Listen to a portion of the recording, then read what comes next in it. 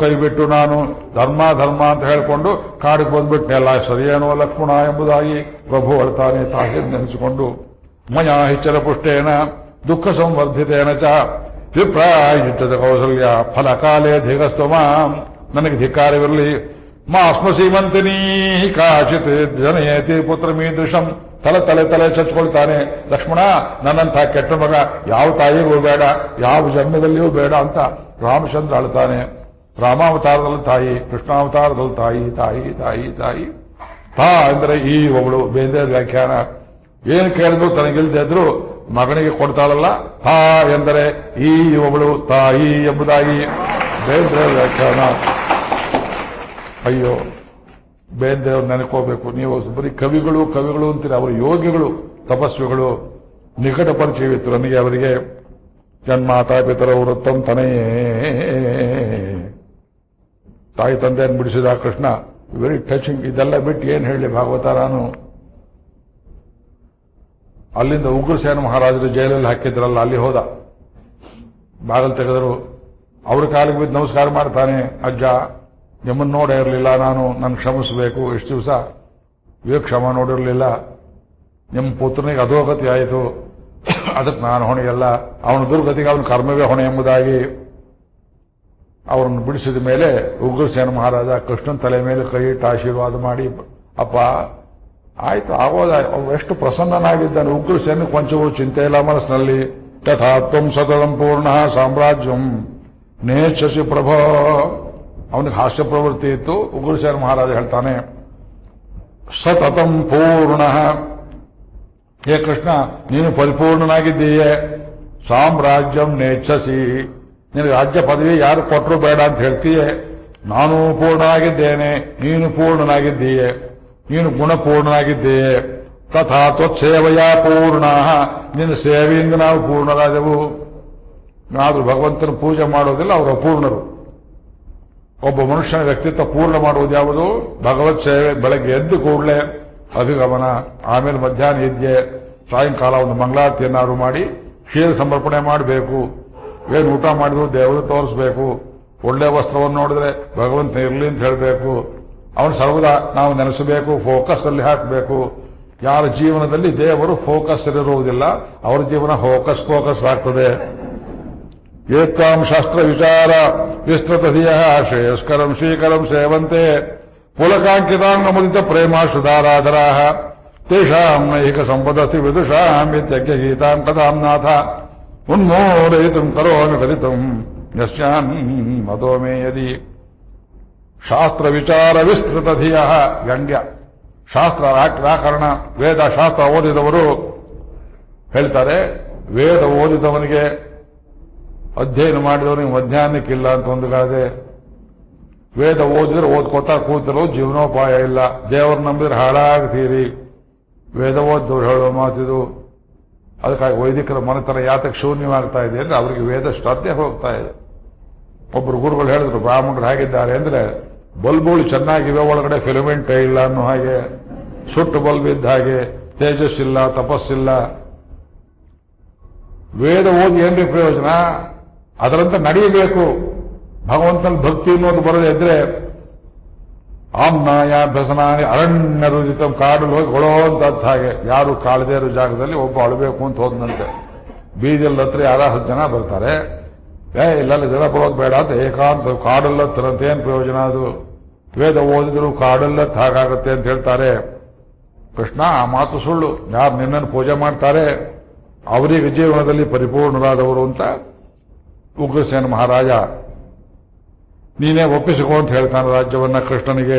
ಕೃಷ್ಣ ಹೇಳಿದ, ನಾನು ರಾಜ್ಯ ಒಪ್ಪಿಸ್ಕೊಳ್ಳೋಕೆ ಬಂದಿಲ್ಲ ಅವತಾರದಲ್ಲಿ, ರಾಜರನ್ನ ಮಾಡುವುದಕ್ಕೆ ಬಂದಿದ್ದೇನೆ, ಬರೀ ಕಿಂಗ್ ಮೇಕರ್ ನಾವು ಅಂತ ಹೇಳಿ ಸೆರೆಯನ್ನು ಬಿಡಿಸಿದ್ರು. ಮುಂದಿನ ಕಥೆ ತಾಯಿ ತಂದೆಯರ ಸೆರೆ ಯಾವಾಗ ಬಿಡಿಗಿತು, ಅಲ್ಲಿಂದ ಮುಂದಕ್ಕೆ ಕೃಷ್ಣ ನೋಡ್ತಾ ಇದ್ದಾನೆ. ನಂದಗೋಪ ಯಶೋದೆ ನಿಂತಿದ್ದಾರೆ ಆ ಕಡೆಯಲ್ಲಿ. ಅಯ್ಯೋ, ಹೃದಯ ಬಿರುದು ಹೋಗ್ತಾರೆ. ಯಾವನ್ರೆ ಪ್ರವಚನ ಮಾಡುವನು? ಪರಮೂಢನಾದವನು ಮಾತ್ರ ಪ್ರವಚನ ಮಾಡಬೇಕಿದನ್ನ. ಅಲ್ಲಿ ತನಕ ಅವಳಿಗೆ ಕೃಷ್ಣಾವತಾರದ ಬಾಲ್ಯಲೀಲೆ ಸ್ವಲ್ಪ ಮುಂದಕ್ಕೆ ಹೋಗ್ತಾ ಹೋಗ್ತಾ ಗರ್ಗಾಚಾರ್ಯ ಪದೇ ಪದೇ ಕೇಳುವಳು ಯಶೋದೆ, ಸ್ವಾಮಿ ಯಾರು ಅಂತ. ಅವ್ರು ಹೇಳೋ ನಿನ್ನ ಮಗ ಅಲ್ವೇನಮ್ಮ? ನನ್ನ ಮಗ ಹೌದು, ಅಲ್ಲ ಅನ್ನೋಕ್ ಮನಸ್ಸಿಲ್ಲ, ಒಪ್ಪಿಕೊಳ್ಳೋದು ಪ್ರಮಾಣ ತೋರ್ತಾ ಇಲ್ಲ. ನನ್ನ ಮಗನಾಗಿದ್ರೆ ಹೆಬ್ಬಾವಿನ ಹೊಟ್ಟೆಯಿಂದ ಹಾಕಿ ಬಂದ, ಪೂತನೆಯನ್ನು ಹಾಕೊಂಡ, ಶಕಟಾಸುರನ್ನ ಹಾಕೊಂಡ, ಇದು ಕಂಸನನ್ಯಾತಕ್ಕೆ ಕೊಂದ, ಬಲಿಷ್ಠವಾದ ಆನೆಯನ್ಯಾತಕ್ಕೆ ಕೊಂದ. ಗರ್ಗಾಚಾರ್ಯರೇ ಬಟ್ಟೆ ಮುಚ್ಚಿಕೊಳ್ತಾ ಇದ್ದಾಳೆ, ಕೊಳೋ ಅಂತ ಅಳ್ತಾ ಇದ್ದಾಳೆ. ಆಚಾರ್ಯ ಸಮಾಧಾನ ಮಾಡಿದ್ರು, ನಿನ್ನ ಮಗ ಅಂದ್ರು ಒಂದೇ, ಲೋಕದ ಮಗ ಅಂದ್ರು ಒಂದೇ, ಸಹಿಸ್ಕೋ, ನಿನಗಿಷ್ಟು ಭಾಗ್ಯ ಕೊಟ್ಟಲ್ಲ ಎಂಬುದಾಗಿ ಕೈ ಬೀಸಿಬಿಟ್ಟ ಕೃಷ್ಣ. ನಿಮ್ಮಟ್ಟು ನೀವು ಹೋಗಿ ತಾಯಿ ತಂದೆ ಇರೇ, ನೀವು ನೆನೆಸ್ಕೊಂಡಾಗ ಬರ್ತೇನೆ, ಅಮ್ಮ ಯಶೋದೆ ಮುದ್ದು ಮಾಡ್ತಾನೆ, ನೀ ಕರೆದಾಗ ಬರ್ತೇನೆ. ಅಪ್ಪ ನಂದು ಗೋಪುರೆ ಎಷ್ಟು ಪ್ರೀತಿ ತೋರಿಸಿದ್ದೀರಿ ನನಗೆ, ಆ ಪ್ರೀತಿಯನ್ನು ನಾನು ಎಂದೆಂದೂ ಮರೆಯಲಾರೆ, ಕರೆದಾಗ ಬರ್ತೇನೆ ಅಂತ ಹೇಳಿ ವೆರಿ ಟಚಿಂಗ್. ಇದು ಬರೆಯೋಕ್ಕಾಗ, ನನ್ನ ಕೃಷ್ಣ ಪುಸ್ತಕ ಓದಿ ನೋಡಿ, ಸಂಭವಟ್ಟು ಬರೆದಿದ್ದೇನೆ. ಅದಾದ್ಮೇಲೆ ಕೃಷ್ಣನಿಗೆ ಮಾತಾಪಿತೃಗಳನ್ನು ಬೆಳೆಸಿದವರನ್ನ ನಂದ ಮತ್ತು ಯಶೋದೆಯನ್ನ ಮತ್ತೆ ನೋಡುವ ಭಾಗ್ಯ ಬಹಳ ಕಾಲ ಬರಲೇ ಇಲ್ಲ. ಯಾತಕ್ಕೆ ವಿಶಾಲವಾದ ರಾಜಕೀಯ ಶುರುವಾಗಿ ಹೋಯಿತು. ದೇವಿಕಿ ವಸುದೇವರ ಜೊತೆಯಲ್ಲಿಯೂ ಬಹಳ ಕಾಲ ಬಾಳೋಕ್ಕಾಗಲಿಲ್ಲ ಅವನಿಗೆ. ವಸುದೇವರು ಹೇಳಿದ್ರು, ಮಗನಿಗೆ ಸಕಾಲದಲ್ಲಿ ಜಾತಕರ್ಮ ಆಗಲಿಲ್ಲ, ನಾಮಕರಣ ಆಗಲಿ, ಏನು ಮಾಡಿದ್ರು ಇಟ್ಟು ಗೊತ್ತಿಲ್ಲ, ಉಪನಯನ ಮಾತ್ರ ಆಗಲಿ ಅಂತ ಮಗುವನ್ನ ಸಾಂದೀಪನಿ ಆಶ್ರಮಕ್ಕೆ ಉಜ್ಜಯಿನಿ ಇವತ್ತೇನಿದೆಯಲ್ಲ ಗುರುಕುಲ ಆಯ್ತಲ್ಲ ಅಲ್ಲಿ ಕಳಿಸಿದ್ದಾರೆ. ಉಜ್ಜಯಿನಿ ನಗರ, ಅವಂತಿ ಅಂತ ಹೆಸರು, ಅದಕ್ಕೆ ಹಳೆ ಹೆಸರು. ಅಲ್ಲಿ ಸಾಂದೀಪನಿ ಗುರುಗಳು ಘೋರ ಆಂಗಿರಸ ವಂಶದವರು, ಘೋರ ತಪಸ್ವಿಗಳು ಗುರುಕುಲ ನಡೆಸ್ತಾ ಇದ್ರು. ಅಲ್ಲಿ ಕೃಷ್ಣನೇ ಕಳಿಸಿದ್ರು, ಉಪನಯನವಾಯಿತು. ಒಂದೊಂದೇ ಮಾತನ್ನು ಮುಗಿಸ್ತೇನೆ. 64 ಕಲೆಗಳನ್ನ 64 ದಿವಸದಲ್ಲಿ ಕಲಿತಾವೆ. 4 ದಿವಸದಲ್ಲಿ 4 ವೇದಗಳನ್ನ ಕಲಿತ ಶಾಸ್ತ್ರ ಮಾಡಿದ ಭಗವಂತ. ಎಲ್ಲ ಆಯಿತು. ಸಾಂದೀಪನಿ ಗುರುಗಳನ್ನು ಎಂದೂ ಮರೆಯಲಿಲ್ಲ. ಸಂಧಿ, ವಿಗ್ರಹ, ಯಾನ, ಆಸನ, ದ್ವೈತ, ಆಶ್ರಯ ಮೊದಲಾದ ರಾಜನೀತಿಗಳನ್ನೆಲ್ಲ ಕಲಿತುಕೊಂಡ. ಅದಾದ ಮೇಲೆ ಗುರುಪತ್ನಿಯನ್ನು ಕೇಳಿದ, ಅಮ್ಮ ಗುರುದಕ್ಷಿಣೆ ಕೊಡಬೇಕು, ಎಲ್ಲ ಮುಗಿದೋಯ್ತು 1 ವರ್ಷದೊಳಗೆ, ಎಲ್ಲ ವಿದ್ಯಾಭ್ಯಾಸ ರೆಕಾರ್ಡ್ ಬ್ರೇಕ್, 100 ಔಟ್ ಆಫ್ 100 ಎಲ್ಲ ಕುಮಾರ್ಕ್ಸು. ವಿದ್ಯಾ ವಾಚಸ್ಪತಿ ಹೈಗ್ರೀವ, ಅವ್ನು ಯಾರು ಪಾಠ ಹೇಳೋರು? ಈಗ ಹೇಳೋಕೆ ಮುಂಚೆ ಆಯ್ತು ಅನ್ನೋನು ಮುಂದಕ್ಕೆ ಕೃಷ್ಣ. ಏನು ಗುರುದಕ್ಷಿಣೆ ಬೇಕು, ನನಗೇನು ಬೇಡಪ್ಪ ಅಂದ್ರು. ಅಯ್ಯಯ್ಯೋ, ಗುರುದಕ್ಷಿಣೆ ಕೊಡದೆ ಅಂತ ಸಾರ್ಥಕ ಆಗೋದಿಲ್ಲ, ತಗೊಂಡೇ ತೀರಬೇಕು. ನನ್ ಗೋಡೇಕೋ ಬೇಡ ಕಣಪ್ಪ, ನನಗೇನು ಬೇಡ, ನಾನು ವಿರಕ್ತನಾಗಿದ್ದೇನೆ, ಯಾರಂತ ನನಗೆ ಗೊತ್ತು, ನೀ ಕೊಡೋಕ್ಕಾಗೋಲ್ಲ, ನಾ ತಗೊಳಕ್ಕಾಗೋಲ್ಲ ಅಂದ್ರೆ ಅವರು. ಕೊಟ್ಟೆ ತೀರಬೇಕು ಅಂದಮೇಲೆ, ಹಾಗಿದ್ರೆ ಗುರುಪತ್ನಿಯನ್ನೇ ಕೇಳು, ಅವಳಿಗೇನು ಬೇಕು ಅಂತ ಕೇಳಿದಾಗ ಅವಳು, ನಾನು ಹಡದ ಮಗು ಯಾವ ಒಂದು ಭೂತ ತಗೊಂಡು ಹೋಗ್ತಾ ಇದೆ, ಆ ಸತ್ತು ಹೋದ ಮಗು ತಂದು ಕೊಡು ಅಂತ ಕೇಳಿಬಿಟ್ಲು. ವೈದಿಕನ್ ಪಿಳ್ಳೆ ಹಳೆ, ಅದು ಒಂದು ಕಥೆ. ಗುರು ಪುತ್ರನನ್ನ ವರ್ಣಲೋಕದಿಂದ ವಾಪಸ್ಸು ತಂದು ಕೊಡ್ತಾನೆ. ಪಂಚಜನ ಅಂತ ಒಂದು ದ್ವೀಪ, ಆ ದ್ವೀಪದಲ್ಲಿ ರಾಕ್ಷಸ ಇದ್ದ, ದೊಡ್ಡ ಶಂಖದಲ್ಲಿ ಅಡಗ್ತಾ ಇದ್ದ. ವರ್ಣಲೋಕದಲ್ಲಿ ಕೇಳಿದ್ರೆ ಇಲ್ಲಿಲ್ಲ ಅಂತ ಹೇಳಿದ್ಮೇಲೆ ಯಾರು ಕಿಡ್ನಾಪ್ ಮಾಡಿದ್ರೆ ಏನು ಕಥೆಯೋ, ಶಂಖದ್ವೀಪ ಅದಿತ್ತು ಗುಜರಾತ್ ಹಿಂದೆ. ಹಳೆ ಮ್ಯಾಪ್ ನೋಡಿದ್ರೆ ಶಂಖದ್ವೀಪ ಅಂತ ಕಾಣಿಸುತ್ತೆ ನಿಮಗೆ. 6000 ವರ್ಷಗಳ ಹಿಂದೆ ಇವತ್ತು ಕಚ್ ಅಂತ ಏನು ಪ್ರದೇಶವಿದೆ, ಅದು ಒಡೆದು ಚೂರು ಚಾಗಿ ಅನೇಕ ದ್ವೀಪಗಳಿದ್ದು ಅದರಲ್ಲಿ ಶಂಖದ್ವೀಪ ಅಂತ ಒಂದಿತ್ತು. ಅಲ್ಲಿ ಅಡ್ಕೊಂಡಿದ್ದ ಆ ರಾಕ್ಷಸ. ಅವನನ್ನು ಸಂಹಾರ ಮಾಡಿ ಮಗುವನ್ನು ತಂದು ಗುರುದಕ್ಷಿಣೆ ಅಂತ ಕೊಟ್ಟ ಕೃಷ್ಣ. ಆಮೇಲೆ ಅದಕ್ಕೆ ಲಕ್ಷಣವಾಗಿ ಆ ಶಂಖವನ್ನೇ ಕೈಲಿ ಪಾಂಚಜನ್ಯವನ್ನು ಧರಿಸಿದ ಭಗವಂತ. ಪಾಂಚಜನ್ಯಯಾದ ಸುದರ್ಶನ ಸ್ವಾಮಿ ವಿಶ್ವಕರ್ಮ ತಯಾರು ಮಾಡಿಕೊಟ್ಟು ಚಕ್ರವನ್ನು ತಂದು ಕೊಟ್ಟ, ಗದೆ ಕೌಮೋದಿಕೆಯನ್ನು ಕೊಟ್ಟ, ಶಂಖಚಕ್ರ ಗದಾಧರನಾದ. ಈ ಕಥೆಗೆಲ್ಲ ಬಹಳ ದೊಡ್ಡ ದೊಡ್ಡ ಅರ್ಥಗಳಿವೆ.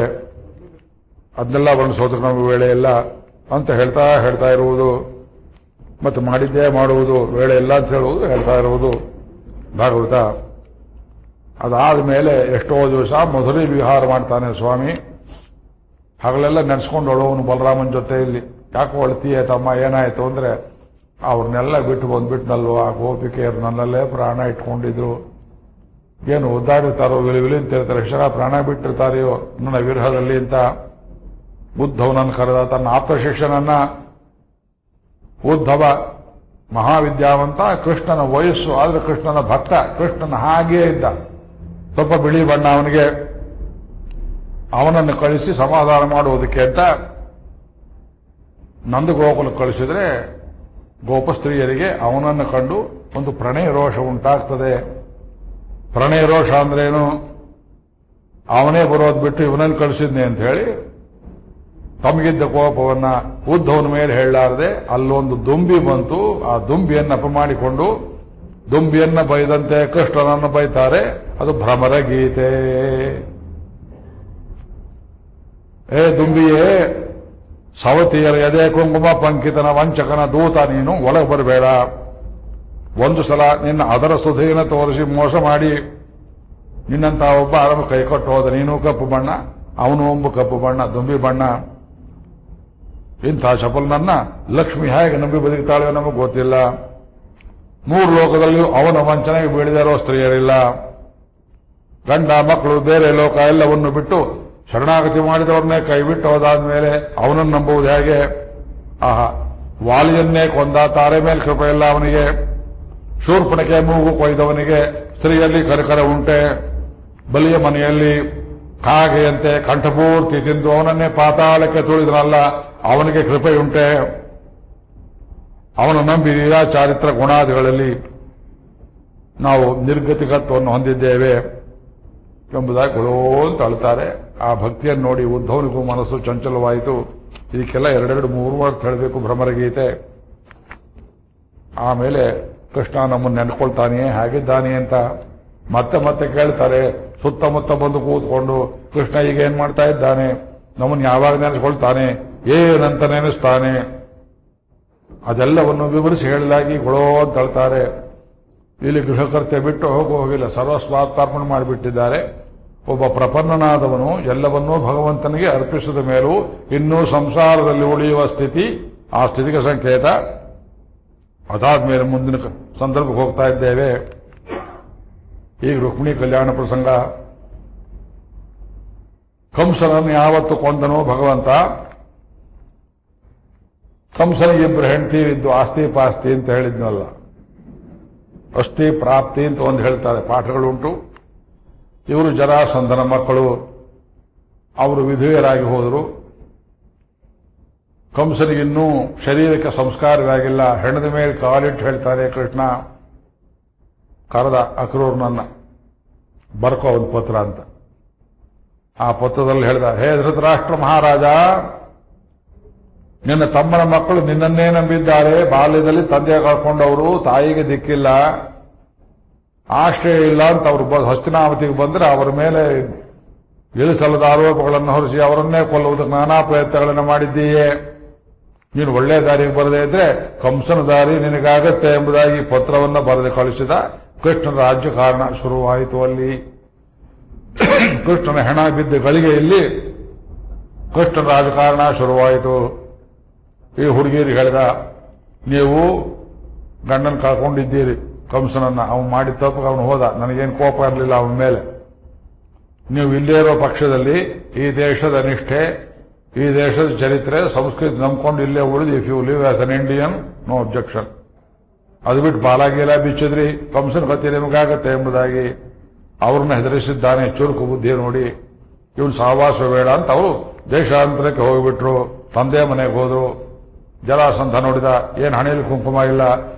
ಅಪ್ಪ ನನಗೆ ಗೊತ್ತಿಲ್ಲವೇ, ನಮ್ಮ ಯಜಮಾನನ ಕೊಂದುಬಿಟ್ಟ. ಯಾರು ಕೊಂದುಬಿಟ್ರು? ಆ ಕೃಷ್ಣ ಕೊಂದುಬಿಟ್ಟ. ಕೃಷ್ಣನಿಗೆ ಅಷ್ಟೊಂದು ಶಕ್ತಿ ಉಂಟಾಯಿತೆ, ಮಾಡ್ತಾರೆ ಎಂಬುದಾಗಿ ಒಂದು ಪತ್ರ ಕೊಟ್ಟು ಕಳಿಸ್ದ. ಇವತ್ತು ಭಾರತದಲ್ಲಿ ಸಿಂಧ್ ಅಂತ ಒಂದು ಪ್ರಾಂತ ಇರಬೇಕಾಗಿತ್ತು, ಇವತ್ತು ಸಿಂಧು ನಮ್ಮಲ್ಲಿಲ್ಲ. ಎಲ್ಲಿ ಹೋಯ್ತದು?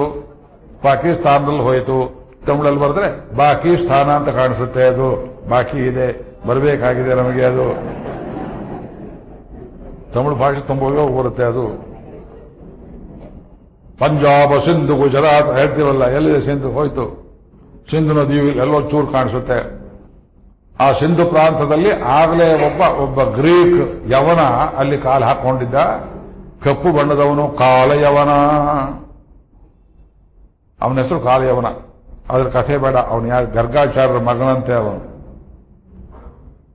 ಯಾದವರು ಕುಶೋದ್ಯ ಮಾಡೋಕ್ ಹೋಗಿ ಬ್ರಹ್ಮಚರ್ಯದಲ್ಲಿದ್ದಂಥ ಆಚಾರ್ಯರನ್ನ ನಪಂಸಕರು ಅಂತ ಅವಹೇಳನ ಮಾಡಿದ್ರಿಂದ ಅವರು ಹಿಮಾಲಯ ಪರ್ವತಕ್ಕೆ ಹೋಗಿ ಶಂಕರನನ್ನ ಕುರಿತು ತಪಸ್ಸನ್ನು ಮಾಡಿ ನಿತ್ಯ ಒಂದು ಹಿಡಿ ಕಬ್ಬಣದ ಪುಡಿ ತಿಂತಾ ಇದ್ರು ಆಹಾರವನ್ನಾಗಿ. ಶಂಕರ ಹೇಳ್ದ, ಇಲ್ಲ ನಿಮಗೆ ಅನುಕೂಲವಾಗುತ್ತೆ ಹೋಗಿ ಅಂತ ಹೇಳಲಾಗಿ, ಅಷ್ಟರಲ್ಲಿ ಈ ಸಿಂಧು ಪ್ರಾಂತದಲ್ಲಿ ಒಬ್ಬ ರಾಜ, ಗ್ರೀಕ್ ರಾಜ, ಅವನಿಗೆ ಮಕ್ಕಳಿರಲಿಲ್ಲ. ಅವನ ಹೆಂಡತಿ ಹೆಸರು ಅಕ್ಷರಾದೇವಿ. ಇಂಡಿಯನ್, ಅದು ಇಂಟರ್ನ್ಯಾಷನಲ್ ಮ್ಯಾರೇಜ್. ಅದು ಭಾರತೀಯ ಹೆಣ್ಣುಮಗಳು, ಉಲ್ಟಾ ಭಾರತೀಯ ಹೆಣ್ಣುಮಗಳು ಗ್ರೀಕ್ ಇಲ್ಲಿದ್ದವು.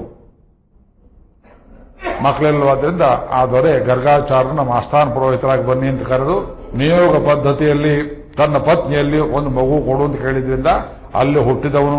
ಕಬ್ಬಿಣದ ಪುಡಿಯವರು ತಿಂದದ್ರಿಂದ ಕಪ್ಪು ಬಣ್ಣದಿಂದ ಹುಟ್ಟಿದವನು ಕಾಲಯವನ. ಅವನು ಒಳ್ಳೆಯ ಫ್ರೆಂಡ್ ಅವನಿಗೆ, ಜರಾಸಂಧನಿಗೆ. ನೀನು ಆ ಕಡೆಯಿಂದ ಬಾ, ನಾನು ಈ ಕಡೆಯಿಂದ ಬರ್ತೇನೆ ಮಗಧ ದೇಶದಿಂದ, ಇಬ್ರು ಸೇರಿ ಮಥುರಾಪುರವನ್ನು ಸುಟ್ಟು ಹಾಕಿಬಿಡೋಣ, ಕೃಷ್ಣ ಏನ್ ಮಾಡ್ತಾನೆ ನೋಡೋಣ ಅಂತ they attack from different angles. ಬಹಳ ರೋಚಕವಾದ ಕಥೆ. ಮತ್ತೆ ನೀವು ನನ್ನ ಪುಸ್ತಕ ಓದಬೇಕು. ಇವು ಸಮಗ್ರ ಭಾಗವತ 92 ಅಧ್ಯಾಯವನ್ನು 92 ಅಧ್ಯಾಯ ಬರೆದಿದ್ದೇನೆ, ಹಾಡುಗಳನ್ನು ಬರೆದಿದ್ದೇನೆ. ನೀವು ಹಾಡಿ ಕುಣಿಬಹುದು, ಬೇಕಾದ್ರೆ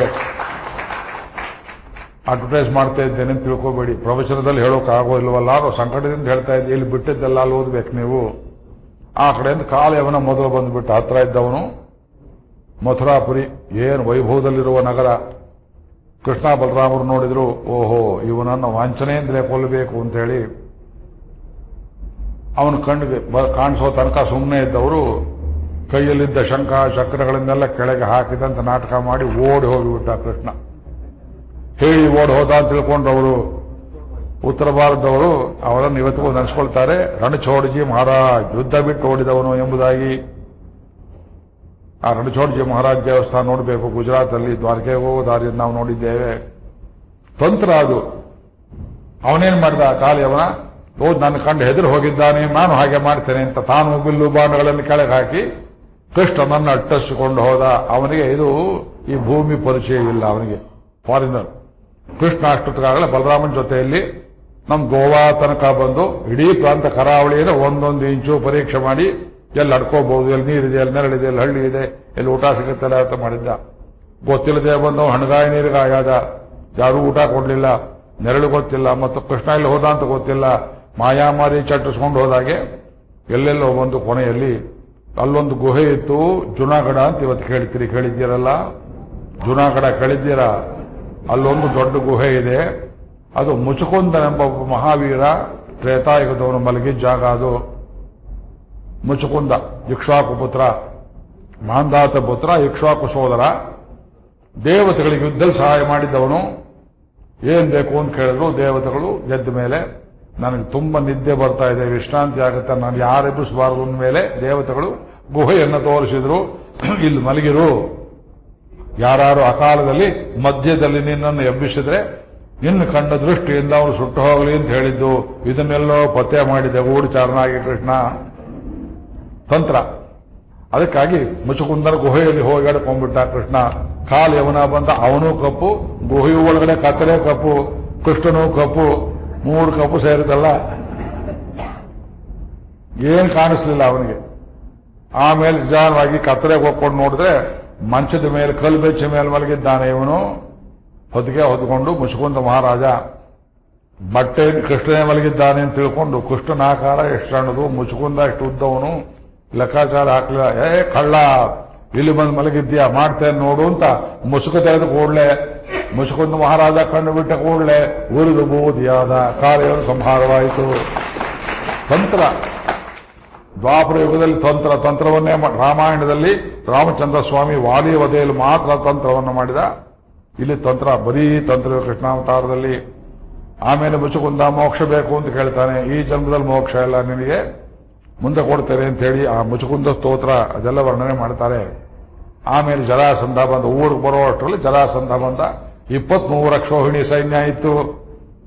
ಮಹಾಭಾರತದಲ್ಲಿ ಎರಡೂ ಕಡೆ ಸೇರಿಸಿದರೆ 18 ಅಕ್ಷೋಹಿಣಿ, 23 ಅಕ್ಷೋಹಿಣಿ ತಲೆ ಏನು ಮಾಡೋದು, ಒಟ್ಟಿಗೆ ಸೀಳೋಕ್ಕಾಗೋಲ್ಲ ಅಂತ ಬಲರಾಮ ಕೃಷ್ಣ ತಂತ್ರ ಮಾಡಿದ್ರು. ಒಂದೊಂದು ಸಲ ಅವನು ಮಥುರಾಪಟ್ಟಣವನ್ನು ಮುತ್ತಿಗೆ ಹಾಕಿದಾಗ ಒಂದೊಂದು ಅಕ್ಷೋಹಿಣಿ ಸೈನ್ಯವನ್ನು ಸಂಹಾರ ಮಾಡಿಸಿ, 18 ಸಲ ಬಂದಾಗ 18 ಅಕ್ಷೋಹಿಣಿ ಸೈನ್ಯವನ್ನು ಸಂಹಾರ ಮಾಡಿ, ಯಾವುದೋ ಸೈನ್ಯ ಬಹಳ ಇರಲಿಲ್ಲ. ಬಲರಾಮ ಕೃಷ್ಣ ಇಬ್ಬರೇ ಸೇರಿಕೊಂಡು ಜರಾಸಂಧನ ಸೊಕ್ಕನ್ನ ಬಲವನ್ನ ಮುರಿದು ಹಾಕಿದ್ದಾರೆ. ನೋಡ್ದ, ಸಿಟ್ಟು ಬಂತು. ಎಷ್ಟು ಸಲ ಬರೋದು ಈ ಊರಿಗೆ, ಯಾರು ಊಟ ಕೊಡೋರಿಲ್ಲ, ಹುಡುಗರ ಕೈಗೆ ಸಿಗ್ತಾ ಇಲ್ಲ, ಏನ್ ಮಾಡ, ಊರಿಗೆ ಬೆಂಕಿ ಹಚ್ಚಿಬಿಟ್ಟ ಅವನು. ಮಥುರಾಪುರಿಯನ್ನು ಸುಟ್ಟು ಬಿಟ್ಟ. ಅವನು ತೈಮೂರ್ ಮಾಡಿದ ಕೆಲಸ, ಚಂಗೇಜ್ ಖಾನ್ ಮಾಡಿದ ಕೆಲಸ ನಮ್ಮವನೇ ಮಾಡಿದ, ಜರಾಸಂಧ ಮಾಡಿದ. ಊರು ಹತ್ತಿ ಉರಿಯಿತು. ಸ್ವಾಮಿ ಕೃಷ್ಣ ಮನಸ್ಸು ತುಂಬಾ ಬೇಜಾರಾಯಿತು. ಕುಶಸ್ಥಳಿ ಅಂತ ಒಂದು ರೇವುಪಟ್ಟಣ ಇತ್ತು, ಇವತ್ತು ದ್ವಾರಕೆ ಅಂತ ಕರೆಯೋ ಜಾಗ. ರಾಮಾಯಣದಲ್ಲಿ ಅಯೋಧ್ಯೆ ಎಂಬುದು ಸರಯೂ ನದಿಯಿಂದ ಕೊಚ್ಚಿ ಹೋದ ಮೇಲೆ, ರಾಮಾವತಾರ ಮುಗಿದ ಮೇಲೆ ರಾಮಚಂದ್ರನ ಮಗ ಕುಶ ಈ ಊರನ್ನ ಸುಭದ್ರವಾದ ಕೋಟೆ ಇದೆ, ಇದು ಹೆಂಗಸರು ಎಡಗೈಲಿ ಬಿಲ್ಲು ಹಿಡ್ಕೊಂಡು ಕಾಪಾಡಬಹುದು ಅಂತ ತಿಳ್ಕೊಂಡು ಅದನ್ನು ರಾಜಧಾನಿ ಮಾಡಿಕೊಂಡಿದ್ರ, ಅದಕ್ಕೆ ಕುಶಸ್ಥಲಿ ಎಂಬುದಾಗಿ ಹೆಸರಾಯಿತು. ತಮ್ಮನಿಗೆ ಇನ್ನೊಂದು ಊರನ್ನ ಕಟ್ಟಿಕೊಟ್ಟ ಲವಸ್ಥಲಿ ಎಂಬುದಾಗಿ. ಲವಸ್ಥಲಿ ಇವತ್ತು ಲೋಥಾಲ್ ಅಂತ ಹೇಳ್ತಾರೆ. ಕುಶಸ್ಥಲಿ ಎಂಬುದು ದ್ವಾರಕೆಯಾಯಿತು, ಅರೇವುಪಟ್ಟಣ. ಅದರ ಪಕ್ಕದಲ್ಲಿ ಭೂಮಿಯನ್ನು ಮೇಲಕ್ಕೆ ಬರುವಂತ ಸ್ವಾಮಿ ಸಮುದ್ರ ರಾಜನಿಗೆ ಅಪ್ಪಣೆ ಮಾಡಿದ. ಒಂದು ಇಡೀ ದ್ವೀಪ ಮೇಲಕ್ಕೆ ಎದ್ಬಿಡ್ತು, ಕೂರ್ಮಾವತಾರವಾದ ಹಾಗೆ. ಮಲಗಿದ್ದ ಯಾದವರನ್ನ ಅವರವರ ಮಂಚ ಸಮೇತ, ಬಟ್ಟೆ ಸಮೇತ, ಒಡವೆ ಸಮೇತ, ಮನೆ ಕೊಟ್ಟಿಗೆ ಗೋವುಗಳ ಸಮೇತ ರಾತ್ರಿ ಮಲಗಿದವರು ಅಂತ ಚಟಿಕೆ ಹಾಕಿ ಬೆಳಗ್ಗೆ ನೋಡೋದ್ರೊಳಗೆ ಎಲ್ಲ ದ್ವಾರಕೆಯಲ್ಲಿದ್ದಾರೆ. ಇಡೀ ಜನರನ್ನೇ ಸಾಗಿಸಿಬಿಟ್ಟ. ಅಗಂಟ ಘಟನಾ ಸಾಮರ್ಥ್ಯ, ತನ್ನವರನ್ನು ಕಣ್ಮಣಿ ಅಂತ ಕಾಪಾಡಿಬಿಟ್ಟ ಕೃಷ್ಣ. ದ್ವಾರಕೆ ಉದ್ಧಾರವಾಯಿತು. ದ್ವಾರಕೆ ಉದ್ಧಾರವಾದ ಮೇಲೆ ಕಥೆ ಶುರು ಮಾಡ್ತೇವೆ. ರುಕ್ಮಿಣಿ ಕಲ್ಯಾಣದ ಪ್ರಸಂಗ ಇನ್ನೊಂದು 5-10 ನಿಮಿಷ ಆಗುತ್ತೆ. 5-10 ನಿಮಿಷ ಅಂತ ಹೇಳಿ ಹೇಗಾಗುತ್ತೆ. ರಾಜಾಸಿ ಭೀಷ್ಮಕೋ ನಾಮ ವಿದರ್ಭಾಧಿಪತಿರ್ಮಹಾನಿ. ವಿದರ್ಭ ಅಂತ ಒಂದು ದೇಶ, ಇವತ್ತು ಮಹಾರಾಷ್ಟ್ರ ಅಂತ ಕರೆಯುವ ಭಾಗದಲ್ಲಿದೆ. ಕೇಳಿದ್ದೀರ ವಿದರ್ಭ? ವೈದರ್ಭಿ, ವಿದರ್ಭ ರಾಜನ ಮಗಳು, ಭೀಷ್ಮಕನ ಮಗಳು ಅವಳು. ಕುಂಡಿನಿ ಪುರವದಂತೆ, ಕೇಳಿದ ಹಾಡನ್ನ. ರುಕ್ಮಿಣಿಯ ಮದುವೆಯಂತೆ ಶಿಶುಪಾಲನ ಒಲ್ಲಳಂತೆ. ಇಲ್ವೇ? ಎಲ್ಲಿ ಬರುತ್ತೆ ಇದು? ಆಡ ಹೋಗೋಣ ಬಾರೋ ರಂಗ. ಶ್ರೀಪಾದ ರಾಜರ ಹಾಡು, ಇದಕ್ಕೆ ಸಂಬಂಧಪಟ್ಟ ಭಾಗ ಅದು. ಭೀಷ್ಮಕ ಅಂತ ಅಲ್ಲಿ ದೊರೆ. ಭೀಷ್ಮ ಅಲ್ಲ, ಭೀಷ್ಮಕ. ಅವನಿಗೆ ಅನೇಕ ಗಂಡು ಮಕ್ಕಳು. ಅದರಲ್ಲಿ ಯಾರ್ಯಾರು? ರುಕ್ಮಿ ಅಗ್ರಜ, ರುಕ್ಮರಥಃ, ರುಕ್ಮಕೇಶ, ರುಕ್ಮಮಾಲಿ, ರುಕ್ಮಿಣಿ ಏವಂ ಸ್ವಸಾಸತಿ. 4 ಗಂಡು, 1, 2, 3, 4, 5 ಜನ ಗಂಡು ಮಕ್ಕಳು. ರುಕ್ಮಿ ಮೊದಲನೇವನು. ರುಕ್ಮ ಅಂದ್ರೆ ಬಂಗಾರ. ಬಂಗಾರದ ಹೆಸರಿಟ್ಕೊಂಡು ಯಾರು ಉದ್ಧಾರ ಆಗಿದ್ದಾರೆ ಲೋಕದಲ್ಲಿ? ಹಿರಣ್ಯ ಅಂದ್ರೂ ಅಷ್ಟೇ ಬಂಗಾರ. ಹಿರಣ್ಯಕಶಿಪು, ಹಿರಣ್ಯಾಕ್ಷ. ನಮ್ಮಲ್ಲಿ ಇದ್ದಾರೆ ಮಹಾರಾಜರು. ರುಕ್ಮಿ, ರುಕ್ಮರಥಃ, ರುಕ್ಮಬಾಹು, ರುಕ್ಮಕೇಶ. ರುಕ್ಮ ಬಂಗಾರದ ಹುಚ್ಚು ಹಿಡಿದಿತ್ತವ್ರಿಗೆ, ಟನ್ಗಟ್ಟಲೆ ಬಂಗಾರ ಬೇಕು. ಕೊನೆಯವಳು ರುಕ್ಮಿಣಿ, ಕೊನೆಯವಳು ಹುಡುಗಿ. ತುಂಬಾ ಸುಂದರಿಯಾಗಿದ್ಲು. ರಾಘವತ್ವೇ ಭವತ್ಸೀತ ರುಕ್ಮಿಣಿ ಕೃಷ್ಣ ಜನ್ಮಸು ಅನ್ಯೇಷು ಪಿಚ ಅವತಾರೇಶು ವಿಷ್ಣು ಶ್ರೀರನಪಾಯಿನಿ. ಇವಳು ಲಕ್ಷ್ಮೀದೇವಿ. ಭಗವಂತನ ಒಂದು ಅರಗಳಿಗೆ ಬಿಟ್ಟಿಲ್ಲದೆ ಇದ್ದವಳು. ರಾಘವತ್ವೇ ಭವತ್ಸೀತ, ರಾಮಾಯಣದಲ್ಲಿ ಸೀತೆಯಾಗಿ ಭೂಮಿಯಲ್ಲಿ ಅಯೋನಿಜ ಹುಟ್ಟಿದವಳು. ರುಕ್ಮಿಣಿ ಕೃಷ್ಣ ಜನ್ಮನಿ. ಅನ್ಯೇಷು ಪಿಚ ಅವತಾರೇಶು ವಿಷ್ಣೋ ಶ್ರೀ ಅನಪಾಯಿನಿ. ಭಗವಂತನ ಬಿಟ್ಟಿಲ್ಲದೆ ತಗೊಳ್ಳು, ನಮಗೋಸ್ಕರ ಬಿಟ್ಟಾಗಲಿದಂತ ಸ್ವಲ್ಪ ದೂರದಲ್ಲಿ ನಿಂತಿದ್ದಾಳೆ. ಆಮೇಲೆ ಸೇರಿಸ್ತಾರೆ ಹತ್ರದಲ್ಲಿ. ಯಾಕೆ? ಮದುವೆ ಅಂತ ಒಂದು ನೋಡ್ಬೇಕಲ್ಲ. ಅಗಲದೇನೆ ಇದ್ರೆ ಕೂಡಿಸೋದು ಕೊಡೋದಿಲ್ಲವಲ್ಲ. ಆದ್ರಿಂದ ಅಗಲಿದಂತ ನಾಟಕ ಮಾಡಿ ಆಮೇಲೆ ಸೇರುವುದು, ಇದು ವಿವಾಹ ಘಟ್ಟ. ಆ ಹುಡುಗಿಗೆ ಏನು ಲಕ್ಷ್ಮೀದೇವಿ ಸೌಂದರ್ಯ ಕೇಳಬೇಕೆ ನೀವು? ಹೆಸರೇ ಬಂಗಾರ. ರುಕ್ಮಿಣಿ ಬಂಗಾರದ ಗೊಂಬೆ ತಿದ್ದಾಳೆ. ತಿದ್ದಿ ಮಾಡಿದ ಕಣ್ಣು, ಮೂಗು, ಸುಂದರವಾದ ತಲೆಗೂದಲು, ಒಳ್ಳೆ ಹಲ್ಲುಗಳು, ಒಳ್ಳೆ ತುಟಿಗಳು, ಕೈ ಬೆರಳು ಕಾಲು ಮೊದಲು ಅಷ್ಟು ಸುಂದರಿಯಾಗಿದ್ದಾಳೆ ಗೊಂಬೆಯಂತೆ.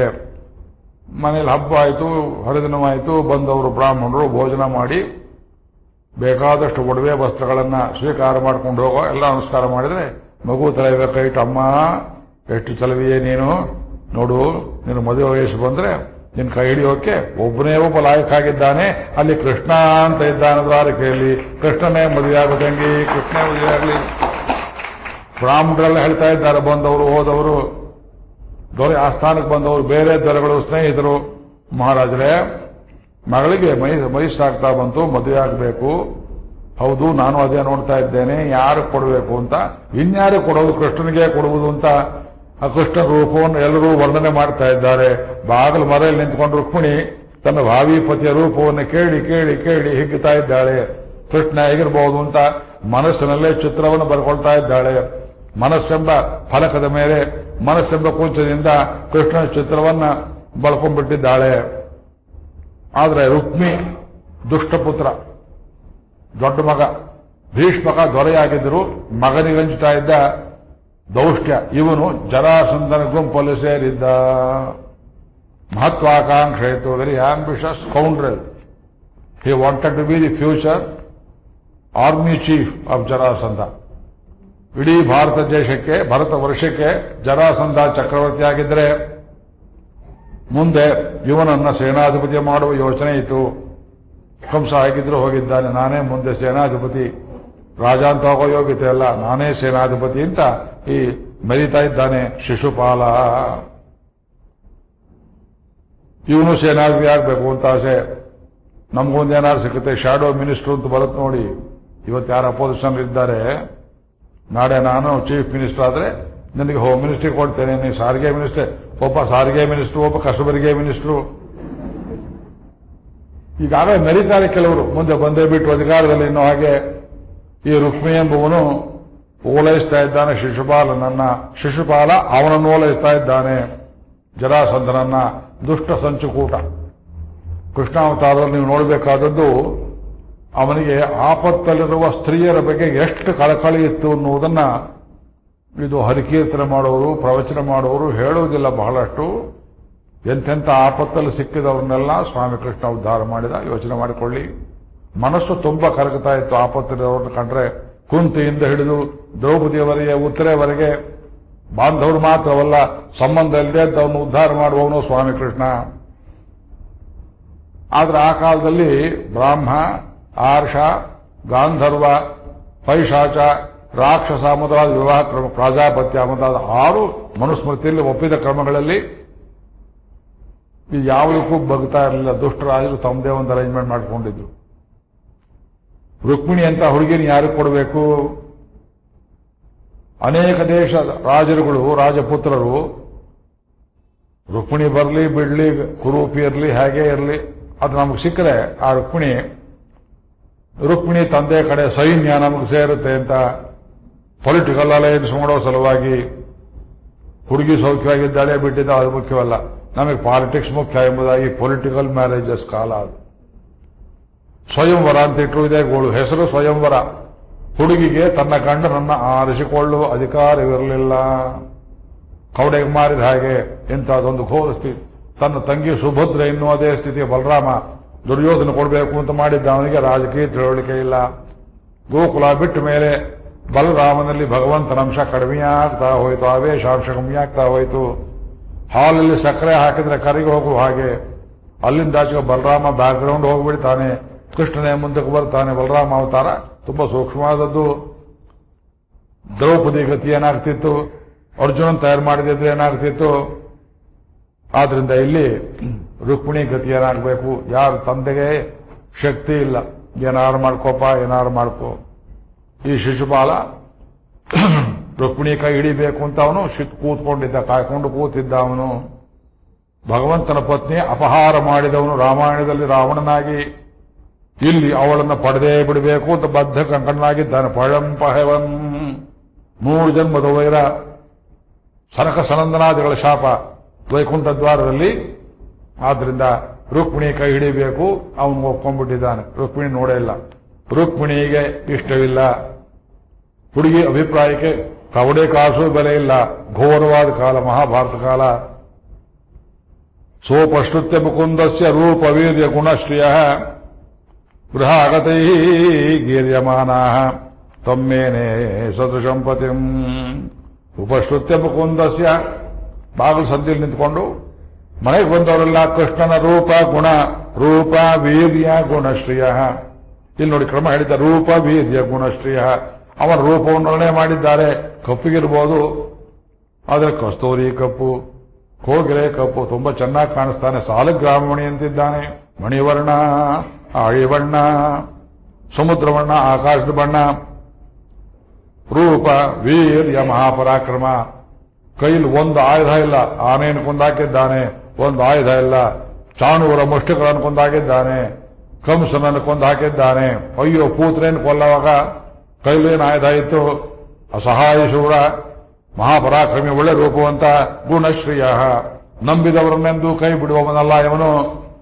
ಆದ್ರಿಂದ ಇದೆಲ್ಲವನ್ನೂ ಕೇಳಿ ಕೇಳಿ ಗೃಹಾಗತೈ ಗೀರ್ಯಮಾನ ಮನೆಗೆ ಬಂದವರೆಲ್ಲ ಹೇಳ್ತಾ ಇದ್ರು, ಬ್ರಾಹ್ಮಣರು ಮಾತ್ರ ಇಲ್ಲ, ಆಳು ಕಾಳುಗಳು ಹೇಳ್ತಾ ಇದ್ರು ರುಕ್ಮಿಣಿ ತಾಯಿಗೆ, ಅವ್ವ ಈ ಮಗಳನ್ನ ಯಾರಿಗಾರು ಕೊಟ್ರೆ ಆ ದ್ವಾರಕೆಯಲ್ಲಿ ಕೃಷ್ಣ ಅಂತಿದ್ದಾನಲ್ಲ ಅವನಿಗೆ ಕೊಡಬೇಕು ಅಂತ ಆಳು ಕಾಳುಗಳು, ಮೊಸರು ಮಾರೋರು, ಹಾಲು ಮಾರೋರು, ಭತ್ತ ಕುಟ್ಟುವವರು ಎಲ್ಲರೂ ಹೇಳಿ ಹೇಳಿ ಇವಳಿಗೆ ಇಷ್ಟು ಜನ ಹೇಳಿದ್ದಾರೆ ಎಂದಲೇ ಕೃಷ್ಣನೇ ಪತಿ ಆಗಬೇಕು ಅಂತ ಕೃಷ್ಣಶ್ಚ ಸದಶೀಂ ಭಾರ್ಯಾಂ ಸಮುದ್ವೋಡು ಮನೋದದೆ.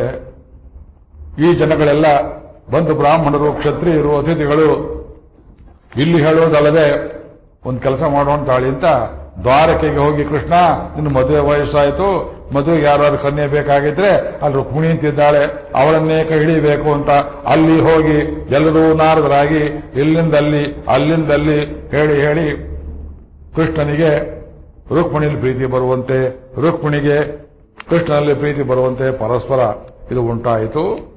ಆದ್ರೆ ಲಕ್ಷ್ಯ ಮಾಡಲಿಲ್ಲ ದುಷ್ಟ ಶಿಶುಪಾಲ. ಲಗ್ನ ಪತ್ರಿಕೆ ಬರೆದು ಬಿಟ್ರು, ಏನವಾಂತರ ಆಗೋಯ್ತು ನೋಡಿ. ಶಿಶುಪಾಲನಿಗೆ ಕೊಟ್ಟು ಅಶುಭ ಮುಹೂರ್ತದಲ್ಲಿ ಮದುವೆಯಾಗುವುದು ಎಂಬುದಾಗಿ ಬರೆದಿದ್ದಾರೆ.